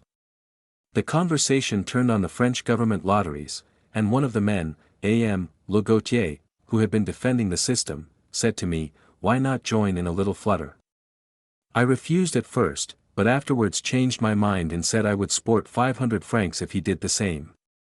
He agreed, and I gave him £20 odd as my share. He was to carry the business through in his name, letting me know the result and having the profits, if any. I thought no more about the matter till last Friday, when, on my return home in the evening, I found a letter from Le Gautier, which surprised, pleased, and annoyed me in equal measure. Mr. Felix drew a letter from a drawer of his writing table and passed it to the inspector. It was in French, and though the latter had a fair knowledge of the language, he was not quite equal to the task, and Mr. Felix translated. The letter ran as follows. Rue de Valorbes, 997. Avenue Friedland. Paris. Thursday, April 1st, 1912. My dear Felix, I have just had the most wonderful news. We have won. The lottery has drawn trumps and our 1,000 francs has become 50,000, 25,000 francs each. I shake both your hands. The money I have already received, and I am sending your share at once. And now, old chap, do not be very annoyed when I tell you I am playing a little trick on you. I apologize. You remember Demarcas? Well, he and I had an argument about you last week. We were discussing the ingenuity and resource of criminals in evading the police. Your name happened to be mentioned, and I remarked what a splendid criminal a man of your inventive talents would make. He said, no, that you were too transparently honest to deceive the police. We got hot about it and finally arranged a little test. I have packed your money in a cask, in English sovereigns, there are 988 of them, and am booking it to you, carriage paid, by the Insular and Continental Steam Navigation Company's boat from Rouen, due in London about Monday, April 5th. But I am addressing it to M. Lyon Felix, 141, West Jubb Street, Tottenham Court Road, London, W., and labeling it, Statuary Only, from Dupierre etc., the monumental sculptors of Grenelle. It will take some ingenuity to get a falsely addressed and falsely described cask away from the steamer officials without being suspected of theft. That is the test. I have bet Demarcas and even 5,000 francs that you will do it. He says you will certainly be caught. I send you my best congratulations on the greatness of your coup, of which the visible evidence goes to you in the cask, and my only regret is that I shall be unable to be present to see you open it. With profound apologies. Yours very truly. Alphonse Le Gautier. P.S. Please excuse the typewriter, but I have hurt my hand. I don't know whether pleasure at the unexpected windfall of nearly £1,000, or annoyance at Le Gautier's test with the cask was my strongest emotion. The more I thought of this part of it, the more angry I became. It was one thing that my friends should amuse themselves by backing their silly theories, it was quite another that I should be the victim and scapegoat of their nonsense. Two things obviously might lead to complications. If it came out that a cask labeled statuary contained gold, suspicion would be aroused, and the same thing would happen if anyone discovered the address to be false.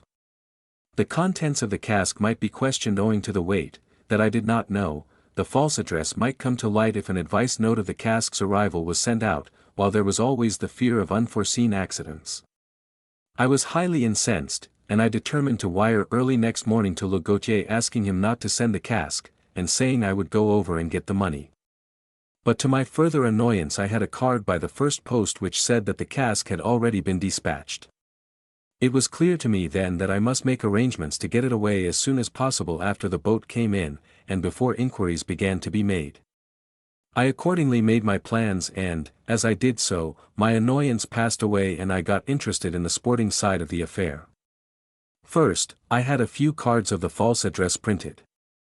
Then I found an obscure carting contractor, from whom I hired a four-wheeled dray and 2 men, together with the use of an empty shed for 3 days. I had found out that the steam navigation boat would be due on the following Monday, and on the preceding Saturday I brought the men and the dray to the shed and prepared them for what I wanted done. To enlist their help and prevent them becoming suspicious, I gave the former a qualified version of Le Gautier's story. I told them I had made a bet and said I wanted their help to pull it off. A certain cask was coming in by the Rouen boat, addressed to a friend of mine, and he had bet me a large sum that I could not get this cask from the steamer people and take it to my house, while I held that I could. The point was to test the effectiveness of the ordinary business precautions. In order, I told the men, that no real trouble should arise and that I should not, in the event of failure, be charged with theft. My friend had given me a written authorization to take the cask. This I had written out previously and I showed it to them. Finally, I promised them £2 each if we succeeded. I had got a couple of pots of quick-drying blue and white paint, and I altered the lettering on the dray to that of the address my Paris friend had put on the cask. I am skillful at this kind of work and I did it myself. On Monday morning we drove to the docks, and I found the Bullfinch had just come in with the Paris goods aboard. She was discharging casks from the forehold, and I strolled along the wharf and had a look at the work. The casks coming ashore were wine casks, but I noticed one at the side of the hold, over which one of the dockers and a young man who looked like a clerk were bending. They seemed very engrossed, and of course I wondered, is this my cask, and have they discovered the gold? I spoke to the young man, found that the cask was mine, and asked him if I could get it away at once. He was quite polite, but would not help me, referring me to the quay office and offering to take me there and find a clerk to attend to me. As we were leaving he called out to the man at the cask, "You understand, Harkness, to do nothing till you hear from Mr. Avery." At the wharf office the young man left me in the outer office while he went, as he said, to get the proper clerk for my work. But he returned with a man that was evidently the manager, and I knew at once that something was wrong. This opinion was confirmed when the manager began raising objection after objection to letting the cask go. Some judicious questions elicited the fact that Mr. Avery was the managing director in the head office in Fenchurch Street. I left the wharf office, sat down on some boxes, and thought out the situation. It was clear that something had aroused the suspicions of the clerk and the docker, Harkness, and the former's remark to the latter to do nothing without instructions from Mr. Avery seemed to mean that the matter was to be laid before that gentleman. To do nothing evidently meant to hold on to the cask.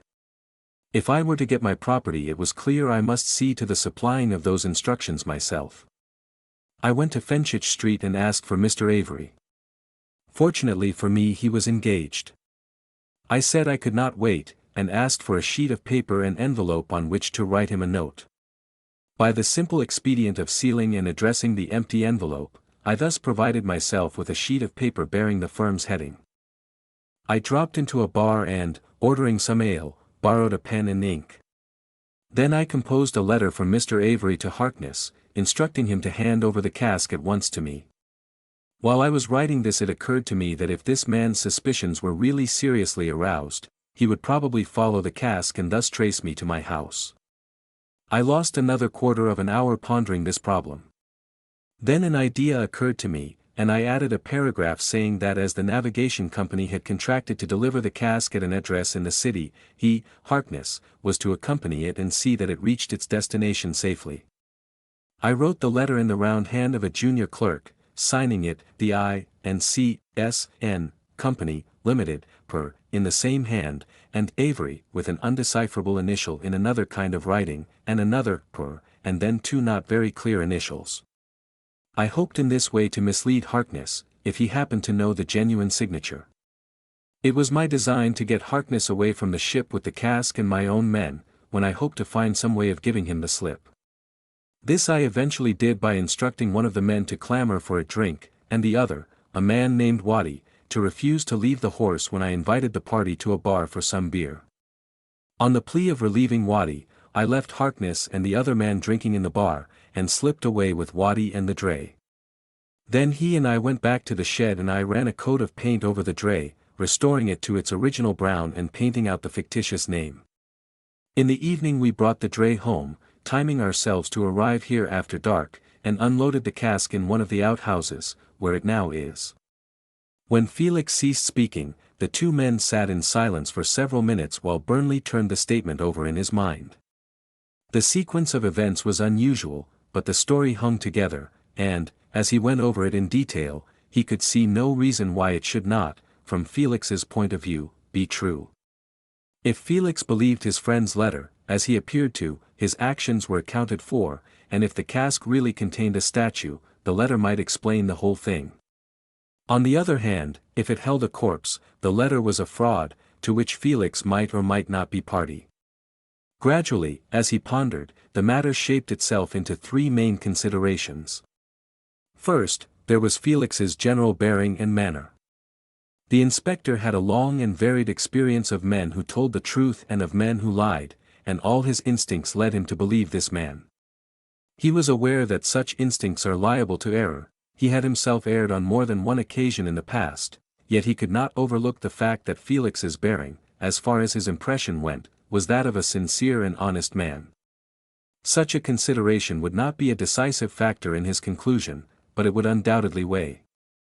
Secondly, there was Felix's account of his actions in London. Of the truth of this the inspector had already received considerable independent testimony. He reviewed the chain of events and was surprised to find how few statements of Felix were unsupported. His first visit to the Bullfinch had been described in almost similar terms by Broughton and by Houston in the Wharf Office. His call at the Fenchurch Street office and the ruse by which he obtained the shipping company's headed notepaper had been testified to by Mr. Avery and his chief clerk, Wilcox. His description of the letter he had written to Harkness was certainly accurate from the inspector's own knowledge. His account of the removal of the cask and the shaking off of Harkness was in agreement with the statement of the latter, and finally, Felix's description of the removal of the cask to its present resting place was fully corroborated by Constable Walker. There was practically no part of the statement unsupported by outside evidence. In fact, Inspector Burnley could not recall any case where so much confirmation of a suspect's story was forthcoming. Weighing the matter point by point, he came to the deliberate conclusion that he must unreservedly believe it. So much for Felix's actions in London. But there was a third point, his actions in Paris, culminating in the letter of his friend. The letter. That was the kernel of the nut. Was it really written under the circumstances described? Had Lagautier written it? Was there even such a man as Lagautier? All this, he thought, it should not be difficult to find out. He would get some more information from Felix and if necessary slip across to Paris and put the statements to the test. He broke the silence. Who is M. Lagautier? Junior partner in the firm of Lagautier, Fils, wine merchants, in the Rue Henri Cotter. And M. de Marquez? A stockbroker. Can you give me his address? I don't know his home address. His office is, I think, in the Boulevard Poissonnière. But I could get you the address from M. Lagautier. Please give me an account of your relations with these gentlemen. Well, I have known them both for years and we are good friends, but I cannot recall ever having had any money transactions with either until this matter of the lottery. The details of that mentioned in the letter are correct? Oh, perfectly. Can you remember where precisely the conversation about the lottery took place? It was in the ground floor room of the café, at the window to the right of the entrance, looking inwards. You say other gentlemen were present? Yes, a group of us were there and the conversation was general. Was your arrangement to enter the lottery heard by the group? Yes, we had quite a lot of good-natured chaff about it. And can you remember who were present?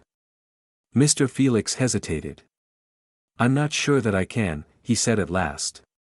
The group was quite a casual one and I only joined it for a few moments. Le Gautier was there, of course, and a man called Daubigny, and Henri Boisson, and I think, Jacques Roget, but of him I'm not sure. There were a number of others also. Felix answered the questions readily and the inspector noted his replies. He felt inclined to believe the lottery business was genuine. At all events inquiries in Paris would speedily establish the point. But even if it was all true, that did not prove that Le Gautier had written the letter. A number of people had heard the conversation, and any one could have written it, even Felix himself. Ah, that was an idea. Could Felix be the writer? Was there any way of finding that out? The inspector considered and then spoke again. Have you the envelope this letter came in? Said Felix, the envelope. Why, no, I'm sure I haven't. I never keep them. Or the card. Felix turned over the papers on his desk and rummaged in the drawers. No, he answered, I can't find it. I must have destroyed it, too. There was then no proof that these communications had been received by Felix. On the other hand, there was no reason to doubt it. The inspector kept an open mind as he turned again to the letter. It was typewritten on rather thin, matte surface paper and, though Burnley was not an expert, he believed the type was foreign. Some signs of wear were present which he thought might identify the typewriter. The N's and the R's were leaning slightly to the right, the T's and the E's were below alignment, and the L's had lost the horizontal bar at the top of the downstroke. He held the paper up to the light. The watermark was somewhat obscured by the type, but after a time he made it out. It was undoubtedly French paper. This, of course, would not weigh much, as Felix by his own statement, was frequently in Paris, but still it did weigh. The inspector read the letter again. It was divided into 4 paragraphs and he pondered each in turn. The first was about the lottery. He did not know much about French lotteries, but the statements made could at least be verified. With the help of the French police it would be easy to find out if any drawings and payments had recently been made, and he could surely get a list of the winners. A winner of 50,000 francs, living in or near Paris, should be easily traced. The second and third paragraphs were about the bet and the sending of the cask. Burnley turned the details over in his mind. Was the whole story a likely one? It certainly did not strike him as such. Even if such an unusual bet had been made, the test was an extremely poor one. He could hardly believe that a man who could invent the plan of the cask would not have done better. And yet it was undoubtedly possible.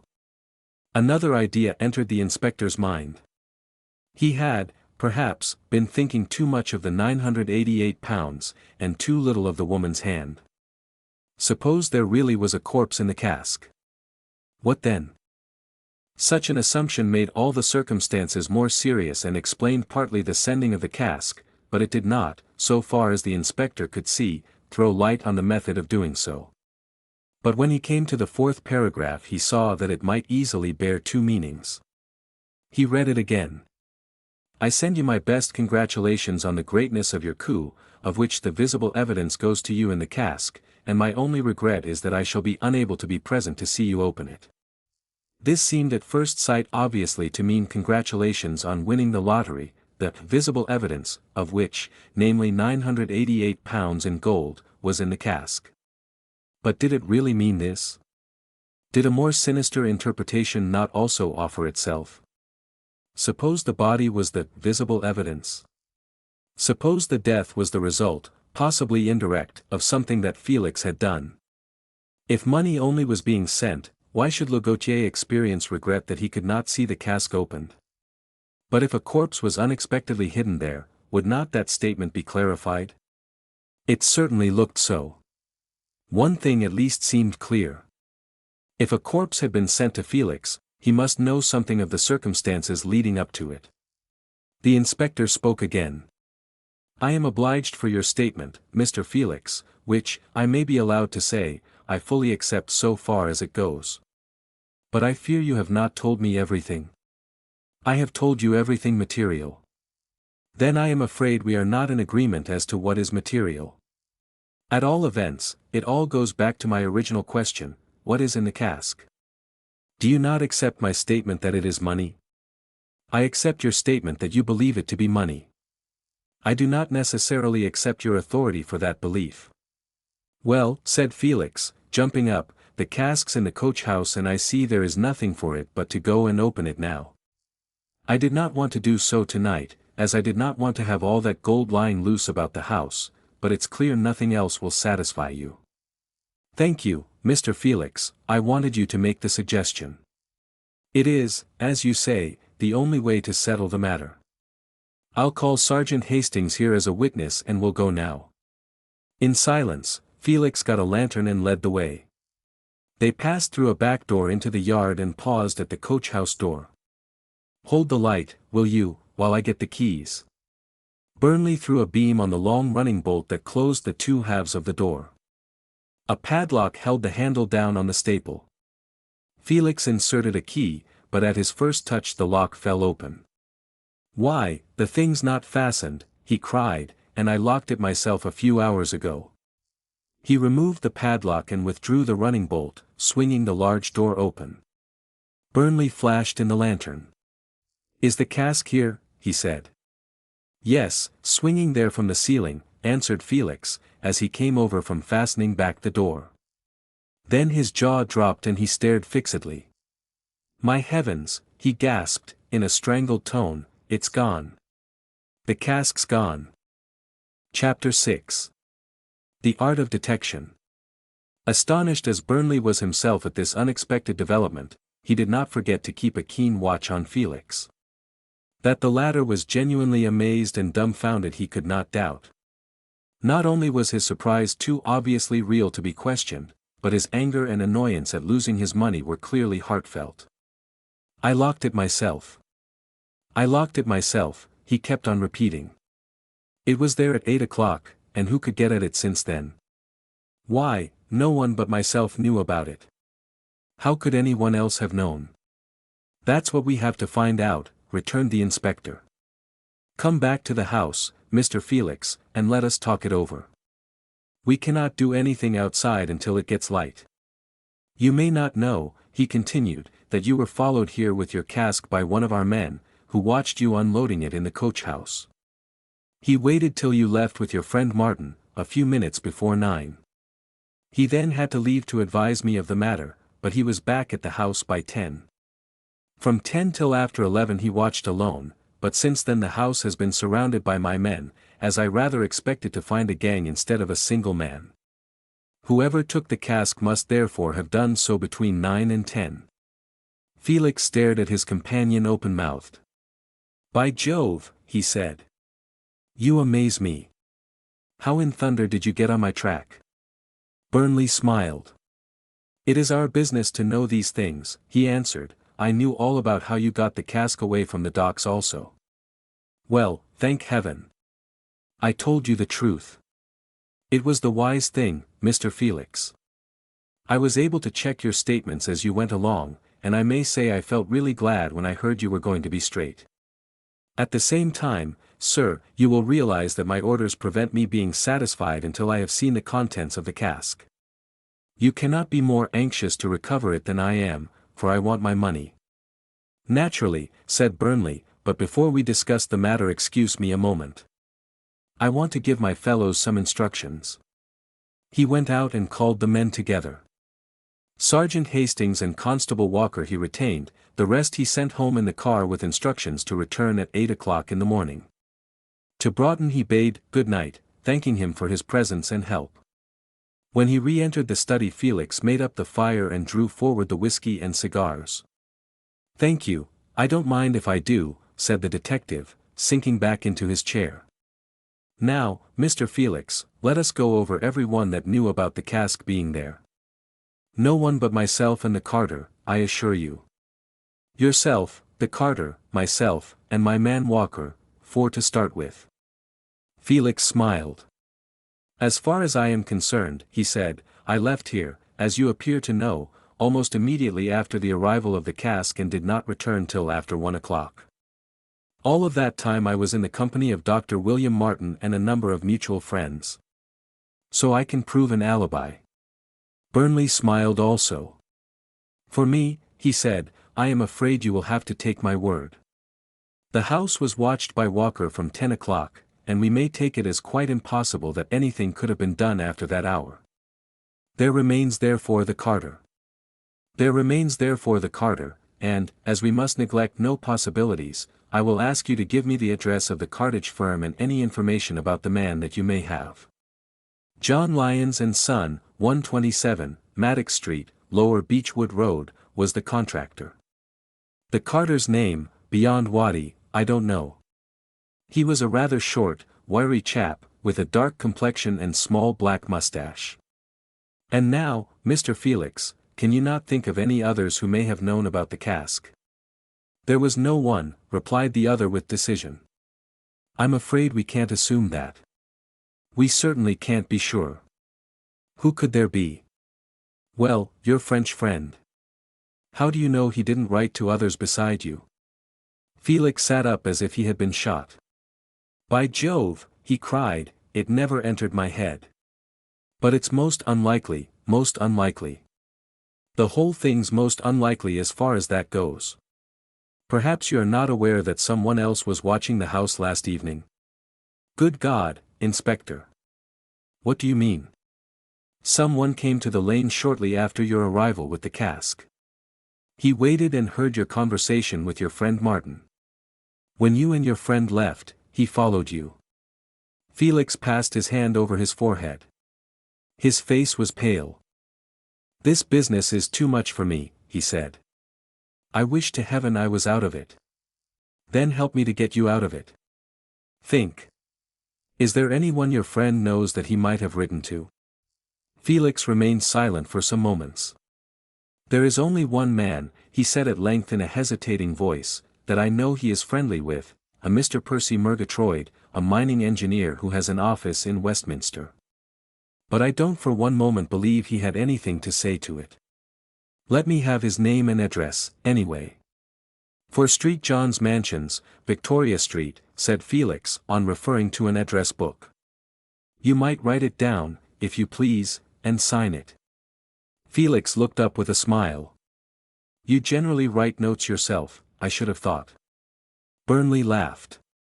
"You're very quick, Mr. Felix. Of course it's your handwriting I want also. But I assure you it's only routine. Now please, think. Is there anyone else?" "Not a living soul that I know of." "Very well, Mr. Felix. I want to ask just one other question. Where did you stay in Paris?" "At the Hotel Continental." "Thanks, that's everything. And now, if you will allow me, I will take a few winks here in the chair till it gets light, and if you take my advice you will turn in." Felix looked at his watch. 3:15. "Well, perhaps I shall. I'm only sorry I cannot offer you a bed as the house is absolutely empty, but if you will take a shakedown in the spare room." "No, no, thanks very much, I shall be all right here." "As you wish. Good night." When Felix had left, the inspector sat on in his chair smoking his strong black cigars and thinking. He did not sleep, though he remained almost motionless, only at long intervals rousing up to light another cigar, and it was not until 5 had struck that he got up and looked out of the window. "Light at last," he muttered, as he let himself quietly out of the back door into the yard. His first care was to make a thorough search in the yard and all the outhouses to ensure that the cask was really gone and not merely hidden in some other room. He was speedily satisfied on this point. Since it was gone, it was obvious that it must have been removed on a vehicle. His next point was to see how that vehicle got in, and if it had left any traces. And first, as to the coach-house door. He picked up the padlock and examined it carefully. It was an ordinary old-fashioned 4-inch one. The ring had been forced open while locked, the hole in the opening end through which the bolt passes being torn away. Marks showed that this had been done by inserting some kind of lever between the body of the lock and the staple on the door, through which the ring had been passed. The inspector looked round for the lever, but could not find it. He therefore made a note to search for such a tool, as if it bore marks which would fit those on the door, its evidence might be important. There was next the question of the yard gate. This opened inwards in 2 halves, and was fastened by a wooden beam hinged through the center to the edge of one of the half gates. When it was turned vertically, the gates were free, but when horizontally it engaged with brackets, one on each half gate, thus holding them closed. It could be fastened by a padlock, but none was fitted. The gate now stood closed and with the beam lying in the brackets.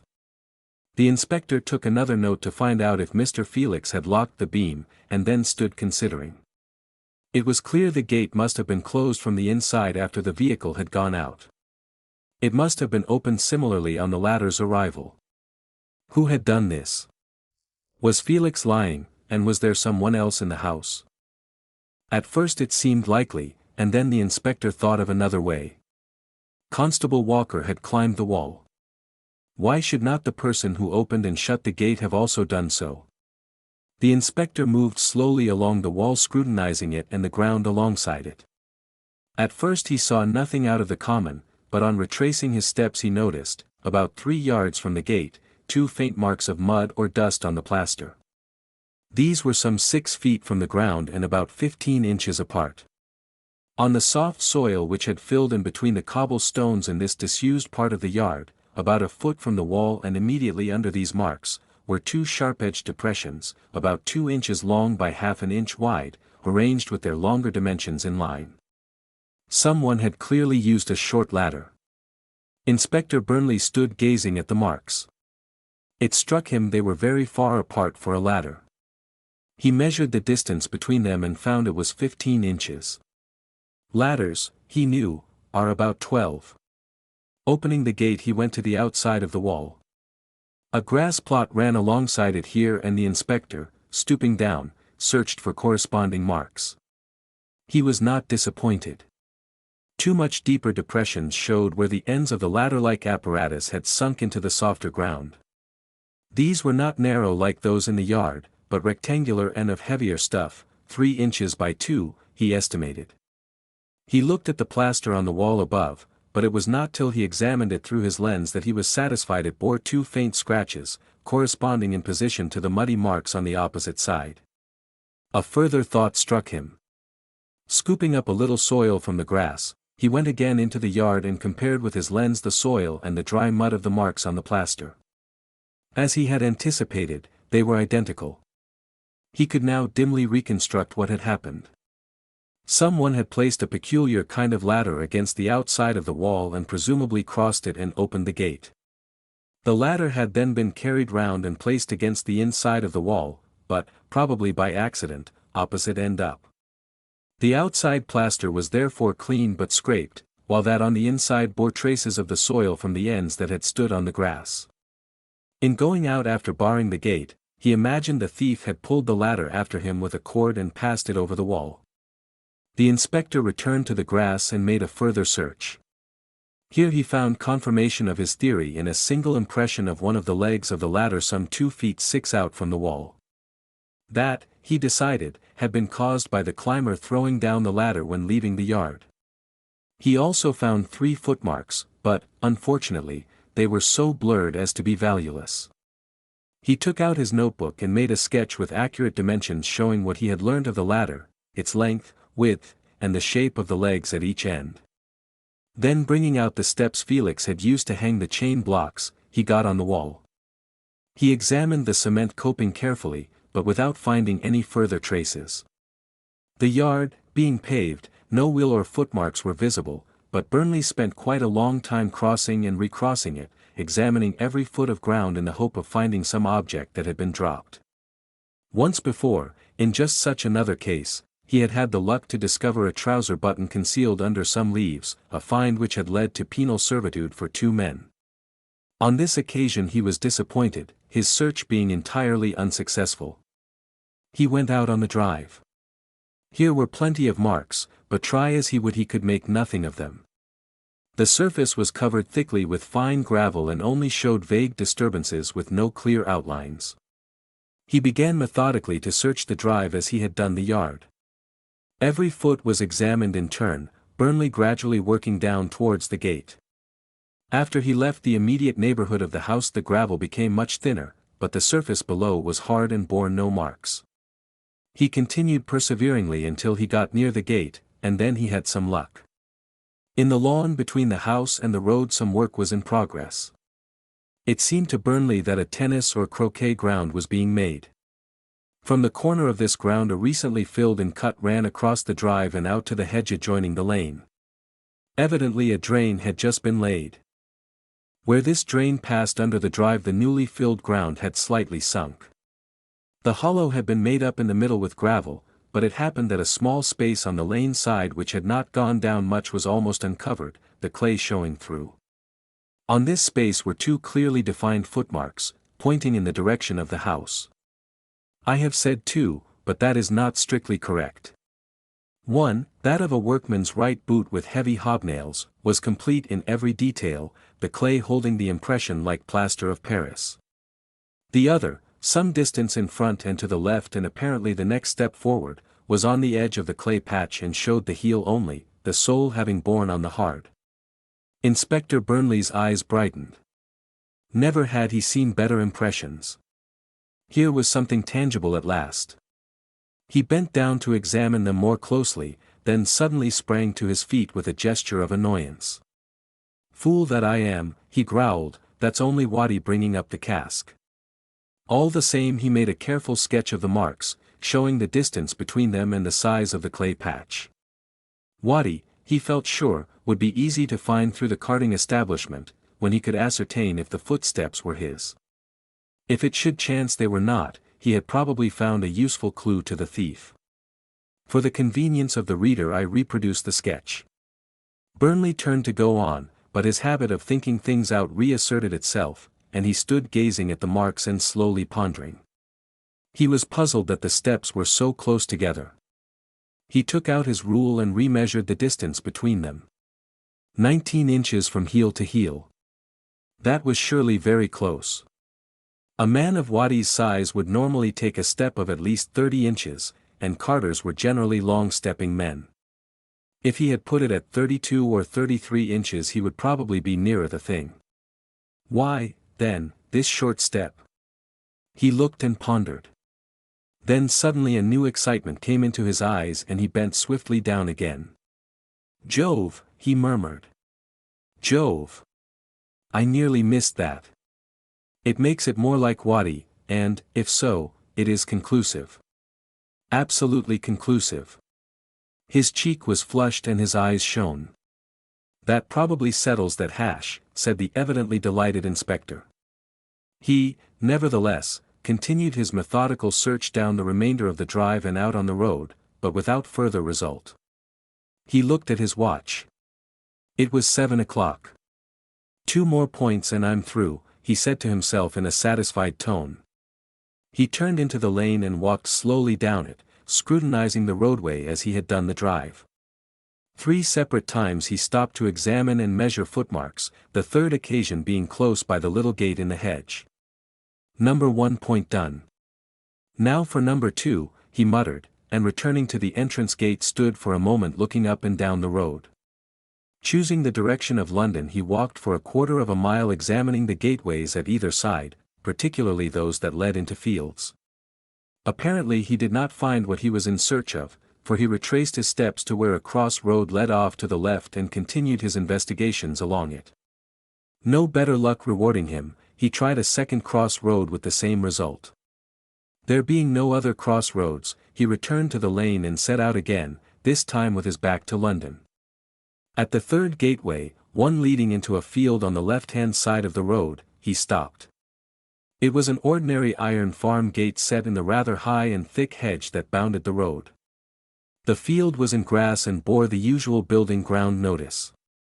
Immediately aside the gate was a patch of low and swampy-looking ground, and it was a number of fresh wool marks crossing this patch that had caught the inspector's attention. The gate was not padlocked, and Burnley slipped the bolt back and entered the field. He examined the wheel marks with great care. They turned sharply at right angles on passing through the gate and led for a short distance along the side of the fence, stopping beside a tree which grew in the hedge. The hoof marks of a horse and the prints of a man's hobnailed boots leading over the same ground also came in for a close scrutiny. It was a contented-looking Burnley that turned out of the field and walked back to St. Malo. He was well satisfied with his night's work.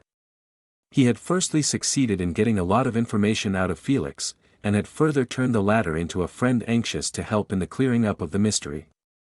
And though an unexpected check had arisen in the disappearance of the cask, he felt that with the information he had gained in the last 3 hours it would not be long before he had his hands on it again. As he approached the door Felix hailed him. "I saw you coming up," he said. "What luck?" "Oh, not so bad, not so bad," returned the other. "I'm just going back to the city." "But the cask? What about it?" "I'll start some inquiries that may lead to something." "Oh, come now, Inspector, don't be so infernally close. You might tell me what you've got in your mind, for I can see you have something." Burnley laughed. "Oh, well," he said, "I don't mind. I'll tell you what I found, you see what you make of it. First, I found your coach house padlock had been forced with a lever. There was nothing of the kind lying about, therefore whatever theory we adopt must account for this lever's production and disposal. It may quite likely bear marks corresponding to those on the padlock, which evidence might be valuable. I then found that your visitor had arrived at the yard gate with a vehicle and had climbed the wall with the aid of a very peculiar ladder. He had, presumably, opened the gate and, after loading up the cask and drawing his vehicle out onto the drive, had closed the gate, leaving by the same means. There is evidence to show that he lifted the ladder over after him, probably pulling it up by a cord. I have said the ladder was a peculiar one. Here is a sketch of its shape so far as I could learn it. You will see that it is short and wide with the ends shaped differently. I may remind you, in passing, how easy it would have been to load up the cask in spite of its weight. All that was necessary was to back the vehicle under it and lower out the differential pulley, a thing a man could do with one hand. I examined the drive, but could find nothing except at one place where there was a most interesting pair of footmarks. You must really see these for yourself, and if you will stroll down now I will point them out. There is reason to believe they were made by Watty when he was approaching the house with the dray, but I cannot be positive as yet.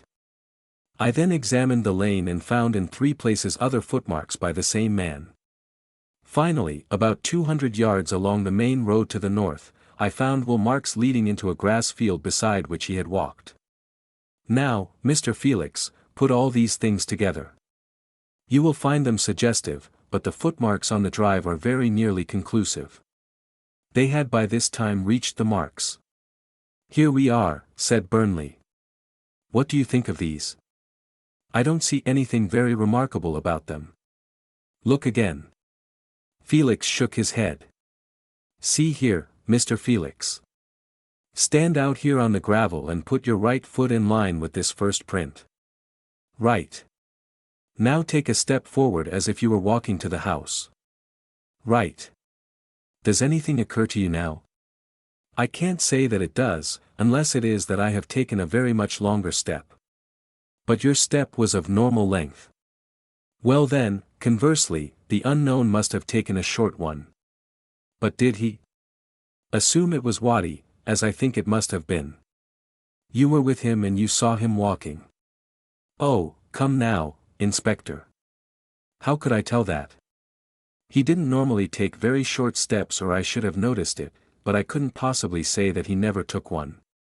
The point is not essential except that it calls attention to a peculiarity in the steps. But you must admit that while possible, it is quite unlikely he would take a step of that length, 19 inches as against a probable 33, without stumbling or making a false step. But how do you know he didn't stumble? The impression, my dear sir, the impression. A false step or a stumble would have made a blurred mark or shown heavier on one side than the other. This print shows no slip and is evenly marked all over. It was clearly made quite normally. That seems reasonable, but I don't see how it matters. To me it seems exceedingly suggestive though, I agree, not conclusive.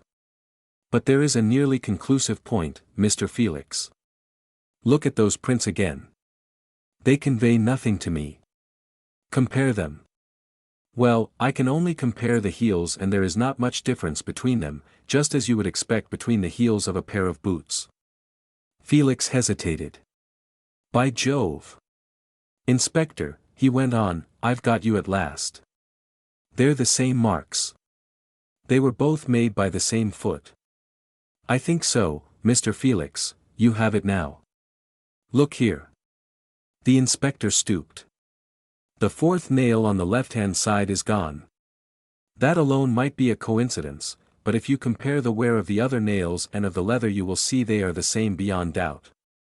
He pointed to several little inequalities and inaccuracies in the outline, each of which appeared in both the marks. But even if they are the same, I don't know that I see what you get from that. Don't you? Well, look here. How could Waddy, if it was he, have produced them? Surely only in one of two ways. Firstly, he could have hopped on one foot. But there are three reasons why it is unlikely he did that. One is that he could hardly have done it without your noticing it. Another, that he could never have left so clear an impression in that way. The third, why should he hop? He simply wouldn't do it. Therefore they were made in the second way. What was that, Mr. Felix? Felix started. I see what you're after at last, he said. He walked up the drive twice. Of course he did. He walked up first with you to leave the cask. He walked up the second time with the empty dray to get it. If the impressions were really made by Waddy that seems quite certain. But what on earth would Waddy want with the cask? He could not know there was money in it.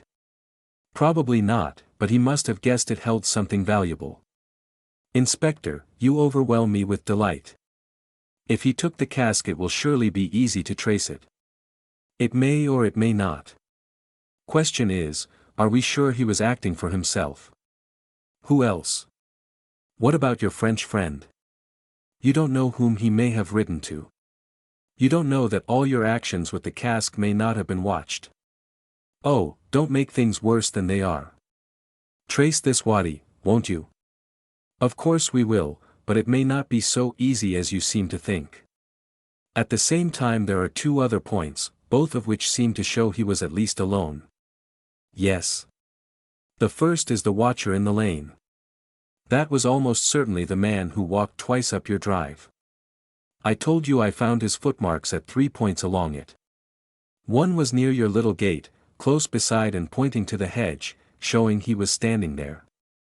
That was at the very point my man saw the watcher.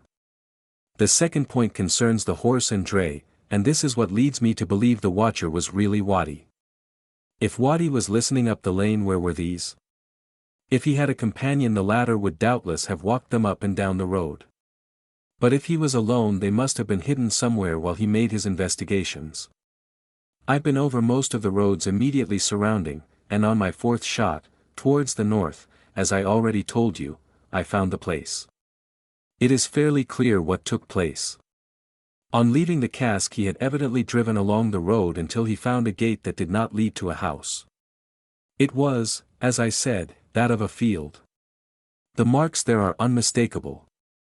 He led the dray in behind the hedge and tied the horse to a tree.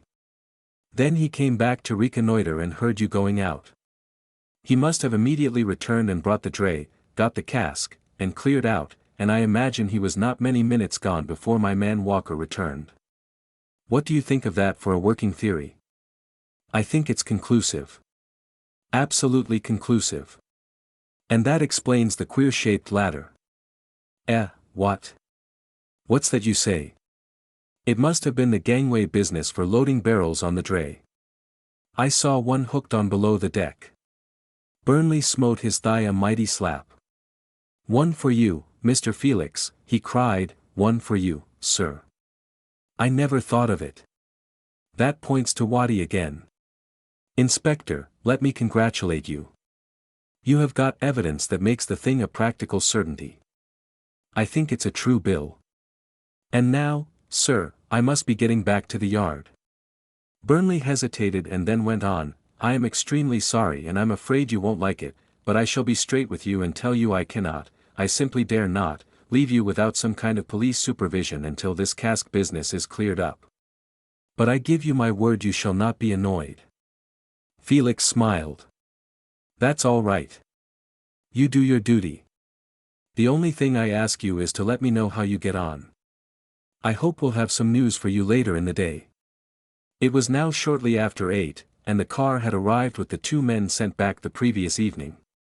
Burnley gave them instructions about keeping a watch on Felix, then with Sergeant Hastings and Constable Walker he entered the car and was driven rapidly towards London. Chapter 7. The Cask at last. Inspector Burnley reached Scotland Yard, after dropping Constable Walker at his station with remarks which made the heart of that observer glow with triumph and conjured up pictures of the day when he, Inspector Walker, would be one of the yard's most skilled and trusted officers. During the run citywards Burnley had thought out his plan of campaign, and he began operations by taking Sergeant Hastings to his office and getting down the large-scale map. Look here, Hastings, he said, when he had explained his theories and found what he wanted. Here's John Lyons and Son, the carriers where Waddy is employed, and from where the dray was hired. You see it's quite a small place. Here close by is Goole Street, and here is the Goole Street post office. Got the lay of those? Very well. I want you, when you've had your breakfast, to go out there and get on the track of Waddy. Find out first his full name and address, and wire or phone it at once. Then shadow him. I expect he has the cask either at his own house or hidden somewhere, and he'll lead you to it if you're there to follow. Probably he won't be able to do anything till night, but of that we can't be certain. Don't interfere or let him see you if possible, but of course don't let him open the cask if he has not already done so, and under no circumstances allow him to take anything out of it. I will follow you out and we can settle further details. The Goole Street post office will be our headquarters, and you can advise me there at, say, the even hours of your whereabouts. Make yourself up as you think best and get to work as quickly as you can. The sergeant saluted and withdrew. That's everything in the meantime, I think, said Burnley to himself, as with a yawn he went home to breakfast. When some time later Inspector Burnley emerged from his house, a change had come over his appearance. He seemed to have dropped his individuality as an alert and efficient representative of Scotland Yard and taken on that of a small shopkeeper or contractor in a small way of business. He was dressed in a rather shabby suit of checks, with baggy knees and draggled coat. His tie was woefully behind the fashion, his hat required brushing, and his boots were soiled and down at heel. A slight stoop and a slouching walk added to his almost slovenly appearance. He returned to the yard and asked for messages. Already a telephone had come through from Sergeant Hastings, party's name, Walter Palmer, 71, Fennel Street, Lower Beechwood Road.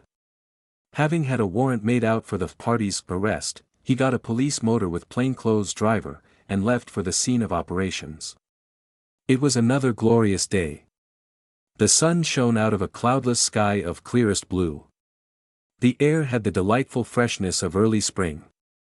Even the inspector, with his mind full of casks and corpses, could not remain insensible of its charm. With a half-sigh he thought of that garden in the country which it was one of his dearest dreams some day to achieve. The daffodils would now be in fine show and the primroses would be on, and such a lot of fascinating work would be waiting to be done among the later plants. The car drew up as he had arranged at the end of Goole Street and the inspector proceeded on foot. After a short walk he reached his objective, an archway at the end of a block of buildings, above which was a faded signboard bearing the legend, John Lyons and Son, Carriers. Passing under the arch and following a short lane, he emerged in a yard with an open-fronted shed along one side and a stable big enough for 8 or 9 horses on the other. 4 or 5 carts of different kinds were ranged under the shed roof. In the middle of the open space, with a horse yoked in, was a dray with brown sides, and Burnley, walking close to it, saw that under the paint the faint outline of white letters could be traced. A youngish man stood by the stable door and watched Burnley curiously, but without speaking. "Boss about?" shouted Burnley. The youngish man pointed to the entrance. "In the office," he replied. The inspector turned and entered a small wooden building immediately inside the gate. A stout, elderly man with a grey beard, who was posting entries in a ledger, got up and came forward as he did so. "Morning," said Burnley, "have you a dray for hire?" "Why, yes," answered the stout man. "When do you want it and for how long?" "It's this way," returned Burnley. "I'm a painter, and I have always stuff to get to and from jobs. My own dray has broken down and I want one while it's being repaired. I've asked a friend for the loan of his, but he may not be able to supply. It will take about 4 days to put it right." "Then you wouldn't want a horse and man?" "No, I should use my own." "In that case, sir, I couldn't agree, I fear. I never let my vehicles out without a man in charge." "You're right in that, of course, but I don't want the man. I'll tell you. If you let me have it I'll make you a deposit of its full value. That will guarantee its safe return." The stout man rubbed his cheek. "I might do that," he said. "I've never done anything like it before, but I don't see why I shouldn't." "Let's have a look at it, anyway," said Burnley. They went into the yard and approached the dray, Burnley going through the form of examining it thoroughly. "I have a lot of small kegs to handle," he said, "as well as drums of paint. I should like to have that barrel loader fixed till I see if it's narrow enough to carry them." The stout man unhooked the loader and fixed it in position. "Too wide, I'm afraid," said the inspector, producing his rule. "I'll just measure it." It was 15 inches wide and 6 feet 6 long. The sides were of 6 by 2 material, with iron-shod ends. One pair of ends, that resting on the ground, was chisel-pointed, the other carried the irons for hooking it on to the cart. The ends of these irons made rectangles about 3 inches by 2. Burnley looked at the rectangles. Both were marked with soil. He was satisfied. The loader was what Waddy had used to cross the wall. "That'll do all right," he said.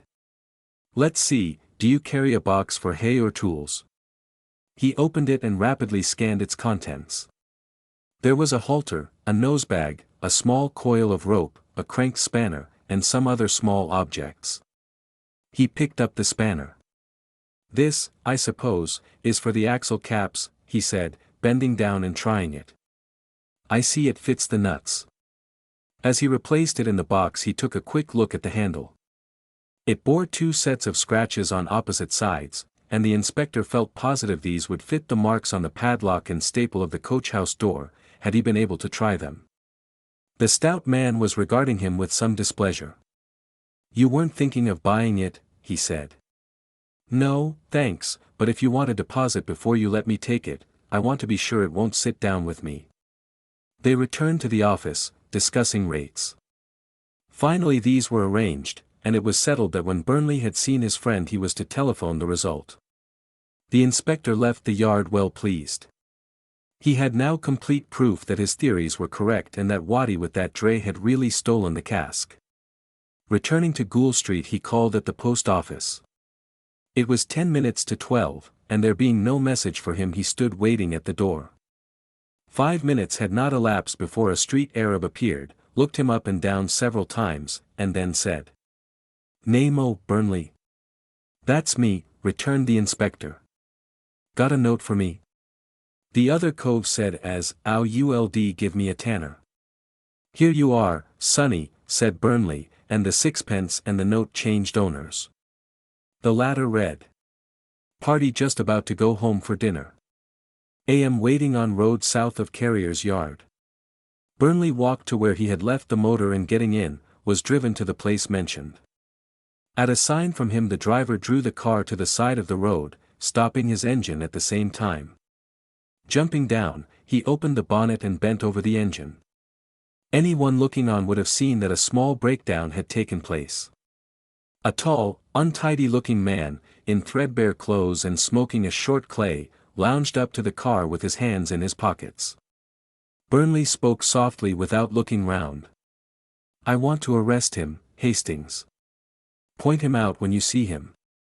He'll pass this way going for his dinner in less than 5 minutes." "Right." The loafer moved forward and idly watched the repairs to the engine. Suddenly he stepped back. "That's him," he whispered. Burnley looked out through the back window of the car and saw a rather short, wiry man coming down the street, dressed in blue dungarees and wearing a grey woolen muffler. As he reached the car, the inspector stepped quickly out and touched him on the shoulder, while the loafer and the driver closed round. "Walter Palmer, I am an inspector from Scotland Yard. I arrest you on a charge of stealing a cask.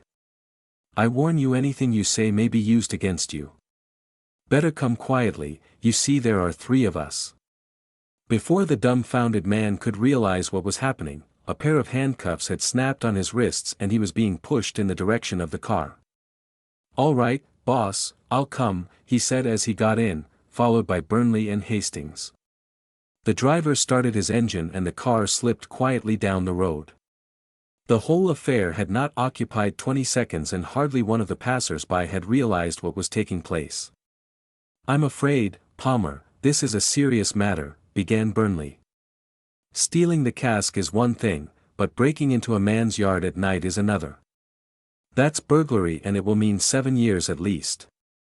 "I don't know what you're talking about, boss," answered the prisoner hoarsely, licking his dry lips. "I don't know of no cask." "Now, man, don't make things worse by lying. We know the whole thing. Your only chance is to make a clean breast of it." Palmer's face grew paler but he did not reply. "We know how you brought out the cask to Mr. Felix's about 8 o'clock last night, and how, when you had left it there, you thought you'd go back and see what chances there were of getting hold of it again. We know how you hid the dray in a field close by, and then went back down the lane and waited to see if anything would turn up. We know how you learnt the house was empty and that after Mr. Felix left you brought the dray back. We know all about your getting over the wall with the barrel loader, and forcing the coach house door with the wheel cap wrench. You see, we know the whole thing, so there's not the slightest use in your pretending ignorance." During this recital the prisoner's face had grown paler and paler until it was now ghastly. His jaw had dropped and great drops of sweat rolled down his forehead. Still he said nothing. Burnley saw he had produced his impression and leant forward and tapped him on the shoulder. "Look here, Palmer," he said. "If you go into court nothing on earth can save you. It'll be penal servitude for at least 5, and probably 7, years. But I'm going to offer you a sporting chance if you like to take it." The man's eyes fixed themselves with painful intentness on the speaker's face. "The police can only act if Mr. Felix prosecutes. But what Mr. Felix wants is the cask. If you return the cask at once, unopened, Mr. Felix might, I don't say he will, but he might be induced to let you off. What do you say?" At last the prisoner's self-control went. He threw up his manacled hands with a gesture of despair. "My God," he cried hoarsely. "I can't." The inspector jumped. "Can't?" he cried sharply. "What's that? Can't? What do you mean?" "I don't know where it is." "I don't, I swear." "See, boss," the words now poured out of his mouth in a rapid stream, "I'll tell you the truth, I will, swelp me God. Listen to me." They had reached the city and were rapidly approaching Scotland Yard. The inspector gave instructions for the car to be turned and run slowly through the quieter streets. Then he bent over to the now almost frantic man. "Pull yourself together and tell me your story. Let's have the whole of it without keeping anything back, and remember the truth is your only chance." Palmer's statement, divested of its Cockney slang and picturesque embellishments, was as follows. "I suppose you know all about the way Mr. Felix hired the dray," began Palmer, and painted it in the shed, and about my mate Jim Brown and me?" The inspector nodded, and he continued, "Then I don't need to tell you all that part of it, only that Jim and I from the first were suspicious that there was something crooked about the whole business. Mr. Felix told us he had a bet on that he could get the cask away without being caught, but we didn't believe that, we thought he was out to steal it. Then when he told us that stevedore fellow was to be fixed so he couldn't follow us, we were both quite sure it was a do. Then you know how Felix and I left Jim and him in the bar and went back to the shed and repainted the dray.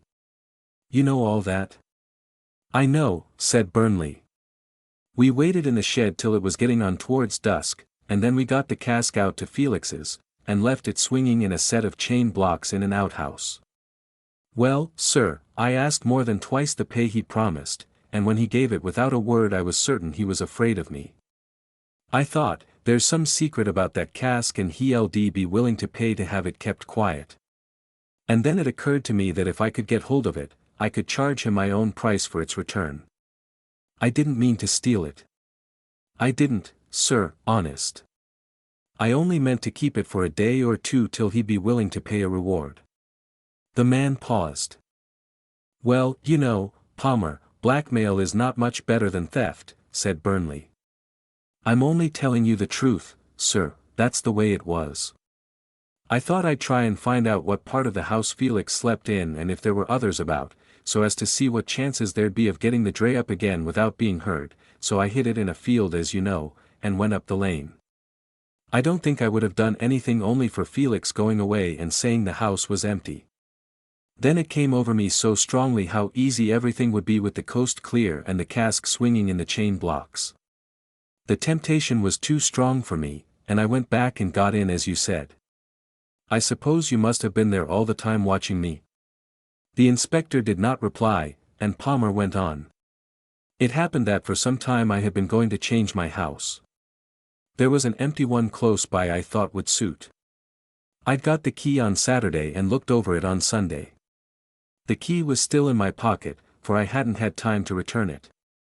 I intended to drive the dray down the lane behind this house and get the cask off it, then run round and get in from the front, open the yard door, roll the cask in, lock up again and return the dray to the yard. I would make an excuse with the landlord to keep the key for a day or two till I could get the money out of Felix. Well, sir, I drove down the lane to the back of the house, and then a thing happened that I'd never foreseen. I couldn't get the cask down. It was too heavy. I put my shoulder to it, and tried my utmost to get it over on its side, but I couldn't budge it. I worked till the sweat was running down me, using anything I could find for a lever, but it was no good, it wouldn't move. I went over all my friends in my mind to see if there was anyone I could get to help, but there was no one close by that I thought would come in, and I was afraid to put myself in anyone's power that I wasn't sure of. I believed Jim would be all right, but he lived 2 miles away and I did not want to go for him for I was late enough as it was. In the end I could think of no other way, and I locked the house and drove the dray to Jim's. Here I met with another disappointment. Jim had gone out about an hour before, and his wife didn't know where he was or when he'd be in. I cursed my luck. I was 10 times more anxious now to get rid of the cask than I had been before to get hold of it. And then I thought I saw a way out. I would drive back to the yard, leave the cask there on the dray all night, get hold of Jim early in the morning, and with his help take the cask back to the empty house. If any questions were asked I would say Felix had given me instructions to leave it overnight in the yard and deliver it next morning to a certain address. I should hand over 10 shillings and say he had sent this for the job. I drove to the yard, and then everything went wrong. First, the boss was there himself, and in a vile temper. I didn't know till afterwards, but one of our carts had been run into by a motor lorry earlier in the evening and a lot of damage done and that had upset him. "What's this thing you've got?" he said, when he saw the cask. I told him, and added that Felix had asked me to take it on in the morning, handing him the 10 shillings. "Where is it to go?" he asked. Now this was a puzzler, for I hadn't expected there'd be anyone there to ask questions and I had no answer ready. So I made up an address. I chose a big street of shops and warehouses about 4 miles away, too far for the boss to know much about it, and I tacked on an imaginary number. 133, Little George Street, I answered. The boss took a bit of chalk and wrote the address on the blackboard we have for such notes. Then he turned back to the broken cart, and I unyoked the horse from the dray and went home. I was very annoyed by the turn things had taken, but I thought that after all it would not make much difference having given the address. I could go to the empty house in the morning as I had arranged. I was early over at Jim's next morning and told him the story. He was real mad at first and cursed me for all kinds of a fool. I kept on explaining how safe it was, for we were both sure Felix couldn't call in the police or make a fuss. At last he agreed to stand in with me, and it was arranged that he would go direct to the empty house, while I followed with the cask. He would explain his not turning up at the yard by saying he was ill. The boss was seldom in when we arrived, but he was there this morning, and his temper was no better. "Here, you," he called, when he saw me, "I thought you were never coming. Get the big gray yoked into the box cart and get away to this address." He handed me a paper, to shift a piano. "But the cask," I stammered. "You mind your own business and do what you're told. I've settled about that." I looked round. The dray was gone, and whether he'd sent it back to Felix or to the address I'd given, I didn't know. I cursed the whole affair bitterly, particularly when I thought of Jim waiting at the house. But there was nothing I could do, and I yoked the box cart and left. I went round by the house and told Jim, and I never saw a madder man in all my life. I could make nothing of him, so I left him and did the piano job. I just got back to the yard and was going for dinner when you nabbed me. When the prisoner had mentioned the address in Little George Street, Burnley had given a rapid order to the driver, and the statement had only just been finished when the car turned into the street. "Number 133, you said?" "That's it, sir." Number 133 was a large hardware shop. Burnley saw the proprietor. "Yes," the latter said, "we have the cask, and I may say I was very annoyed with my foreman for taking it in without an advice note or something in writing. You can have it at once on your satisfying me you really are from Scotland Yard." His doubts were quickly set at rest, and he led the party to his yard. "Is that it, Palmer?" asked Burnley. "That's it, sir, right enough." "Good. Hastings, you remain here with it till I send a dray. Get it loaded up and see it yourself to the yard. You can then go off duty. You, Palmer, come with me." Re-entering the car, Burnley and his prisoner were driven to the same destination, where the latter was handed over to another official. "If Mr. Felix will consent not to prosecute," said Burnley as the man was being led off, "you'll get out at once." The inspector waited about till the dray arrived, and, when he had seen with his own eyes that the cask was really there, he walked to his accustomed restaurant and sat down to enjoy a long-deferred meal. Chapter 8. The Opening of the Cask. It was getting on towards 5 when Inspector Burnley, like a giant refreshed with wine, emerged once more upon the street. Calling a taxi, he gave the address of Street Mallow, Great North Road. Now for friend Felix, he thought, as he lit a cigar. He was tired and he lay back on the cushions, enjoying the relaxation as the car slipped dexterously through the traffic. Familiar as he was with every phase of London life, he never wearied of the panorama of the streets, the ceaseless movement, the kaleidoscopic colors. The sights of the pavement, the sound of noose upon asphalt, the very smell of burnt petrol, each appealed to him as part of the alluring whole he loved.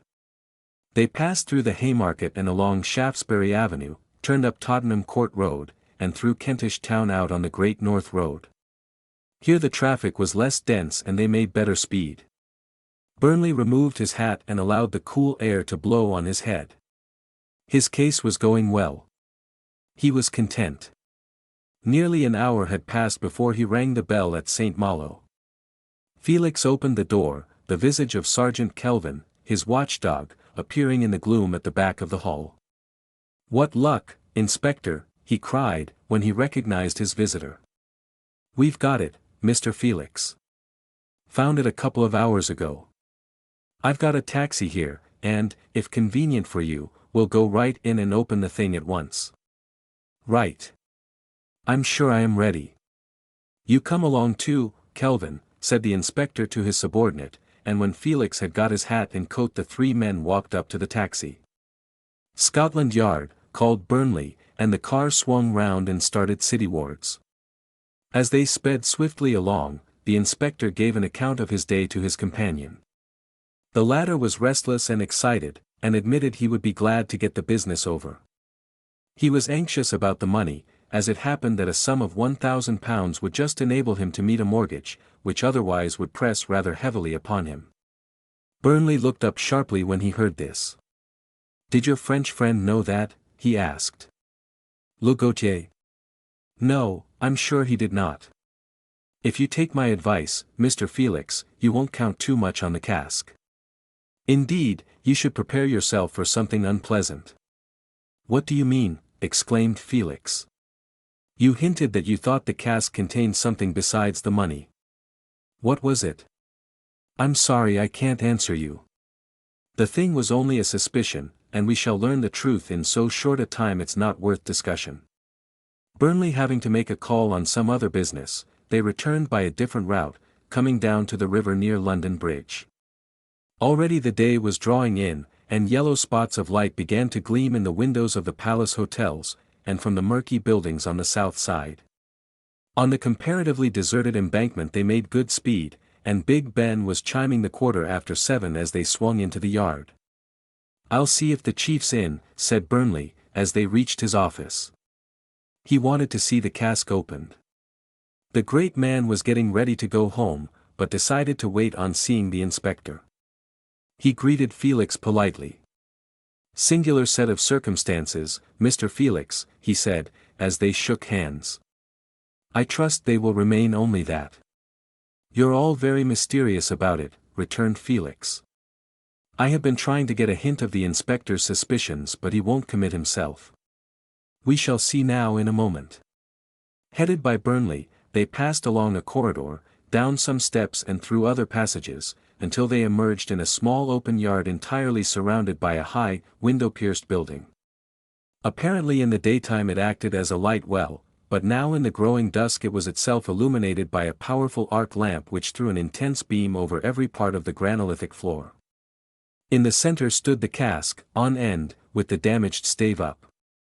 The little group numbered 5. There were the chief, Felix, Burnley, Sergeant Kelvin, and another nondescript-looking man. Burnley stepped forward.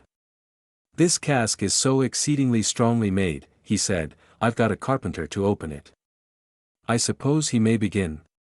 The chief nodded, and the nondescript man advancing set to work and soon lifted out the pieces of wood from the top. He held one up.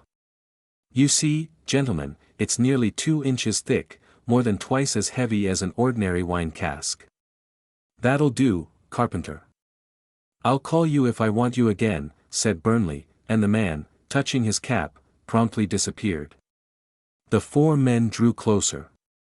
The cask was filled up to the top with sawdust. Burnley began removing it, sifting it carefully through his fingers. "Here's the first," he said, as he laid a sovereign on the floor to one side. "And another. And another." The sovereigns began to grow into a tiny pile. "There's some very uneven-shaped thing here," he said again. "About the center the sawdust is not half an inch thick, but it goes down deep round the sides. Lend a hand, Kelvin, but be careful and don't use force." The unpacking continued. Handful after handful of dust was taken out and, after being sifted, was placed in a heap beside the sovereigns. As they got deeper the operation became slower, the spaces from which the tightly packed dust was removed growing narrower and harder to get at. Fewer sovereigns were found, suggesting that these had been placed at the top of the cask after the remainder of the contents had been packed. "All the sawdust we can get at is out now," Burnley said presently, and then, in a lower tone, "I'm afraid it's a body. I've come on a hand." "A hand? A body?" cried Felix, his face paling and an expression of fear growing in his eyes. The chief moved closer to him as the others bent over the cask. The 2 men worked silently for some moments and then Burnley spoke again. "Lift now. Carefully does it. They stooped again over the cask and, with a sudden effort, lifted out a paper-covered object and laid it reverently on the ground. A sharp "My God!" burst from Felix, and even the case-hardened chief drew in his breath quickly. It was the body of a woman, the head and shoulders being wrapped round with sheets of brown paper. It lay all bunched together as it had done in the cask. One dainty hand, with slim, tapered fingers protruded from the paper, and stuck stiffly upwards beside the rounded shoulder. The men stopped and stood motionless, looking down at the still form. Felix was standing rigid, his face blanched, his eyes protruding, horror stamped on his features. The chief spoke in a low tone. "Take off the paper." Burnley caught the loose corner and gently removed it. As it came away, the figure within became revealed to the onlookers. The body was that of a youngish woman, elegantly clad in an evening gown of pale pink cut low round the throat and shoulders, and trimmed with old lace. Masses of dark hair were coiled round the small head. On the fingers the glint of precious stones caught the light. The feet were cased in silk stockings, but no shoes. Pinned to the dress was an envelope. But it was on the face and neck the gaze of the men was riveted. Once she had clearly been beautiful, but now the face was terribly black and swollen. The dark eyes were open and protruding, and held an expression of deadly horror and fear.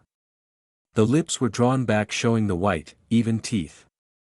And below, on the throat were two discolored bruises, side by side, round marks close to the windpipe, thumbprints of the animal who had squeezed out that life with relentless and merciless hands. When the paper was removed from the dead face, the eyes of Felix seemed to start literally out of his head. "God!" he shrieked in a thin, shrill tone. "It's Annette." He stood for a moment, waved his hands convulsively, and then, slowly turning, pitched forward insensible on the floor. The chief caught him before his head touched the ground. "Lend a hand here," he called. Burnley and the sergeant sprang forward and, lifting the inanimate form, bore it into an adjoining room and laid it gently on the floor. "Doctor," said the chief shortly, and the sergeant hurried off. "Bad business, this," resumed the chief. "He didn't know what was coming." "I don't think so, sir. My impression has been all through that he was being fooled by this Frenchman, whoever he is. It's murder now, anyway. You'll have to go to Paris, Burnley, and look into it." "Yes, sir, very good." He looked at his watch. "It's 8 o'clock. I shall hardly be able to go tonight. I shall have to take the cask and the clothing, and get some photos and measurements of the corpse and hear the result of the medical examination. Tomorrow will be time enough, but I'd go by the 9 o'clock train. I'll give you a personal note to Chauvet, the chief of the Paris police. You speak French, I think?" "Enough to get on, sir. You shouldn't have much difficulty, I think. The Paris men are bound to know if there are any recent disappearances, and if not you have the cask and the clothing to fall back on." "Yes, sir, they should be a help." Footsteps in the corridor announced the arrival of the doctor. With a hasty greeting to the chief, he turned to the unconscious man. "What happened to him?" he asked. "He has had a shock," answered the chief, explaining in a few words what had occurred. "He'll have to be removed to hospital at once. Better get a stretcher." The sergeant disappeared again and in a few seconds returned with the apparatus and another man. Felix was lifted onto it and borne off. "Doctor," said the chief, as the former was about to follow, "as soon as you are through with him I wish you'll make an examination of the woman's body. It seems fairly clear what happened to her, but it would be better to have a post-mortem. Poison may have been used also. Burnley, here, is going to Paris by the 9 o'clock in the morning to make inquiries, and he will want a copy of your report with him." "I shall have it ready," said the doctor as, with a bow, he hurried after his patient. "Now, let's have a look at that letter." They returned to the courtyard and Burnley unpinned the envelope from the dead woman's gown. It was unaddressed, but the chief slid it open and drew out a sheet of folded paper. It bore a single line of typing. "Your £50 loan returned herewith with £2 tens. 0d interest." That was all. No date, address, salutation, or signature. Nothing to indicate who had sent it, or whose was the body that had accompanied it. "Allow me, sir," said Burnley. He took the paper and scrutinized it carefully. Then he held it up to the light. "This is from Le Gautier also," he continued. "See the watermark. It is the same paper as Felix's letter. Look also at the typing. Here are the crooked N's and R's, the defective L's and the T's and E's below alignment. It was typed on the same machine. Looks like it certainly. Then, after a pause, come to my room for that letter to M. Chauvet." They traversed the corridors and the inspector got his introduction to the Paris police. Then returning to the little yard, he began the preparations for his journey. First he picked up and counted the money. There was £31 tens. In English gold and, having made a note of the amount, he slipped it into his pocket as a precaution against chance passers-by. With the £21 handed by Broughton to Mr. Avery, this made the £52 tens. Referred to in the typewritten slip. Then he had the body moved to the dissecting room and photographed from several points of view, after which it was stripped by a female assistant. The clothes he went through with great care, examining every inch of the material for makers' names, initials, or other marks. Only on the delicate cambric handkerchief was his search rewarded, a small A.B. being embroidered amid the tracery of one corner. Having attached a label to each garment separately, as well as to the rings from the fingers and a diamond comb from the luxuriant hair, he packed them carefully in a small portmanteau, ready for transport to France. Sending for the carpenter, he had the end boards of the cask replaced, and the whole thing wrapped in sacking and corded.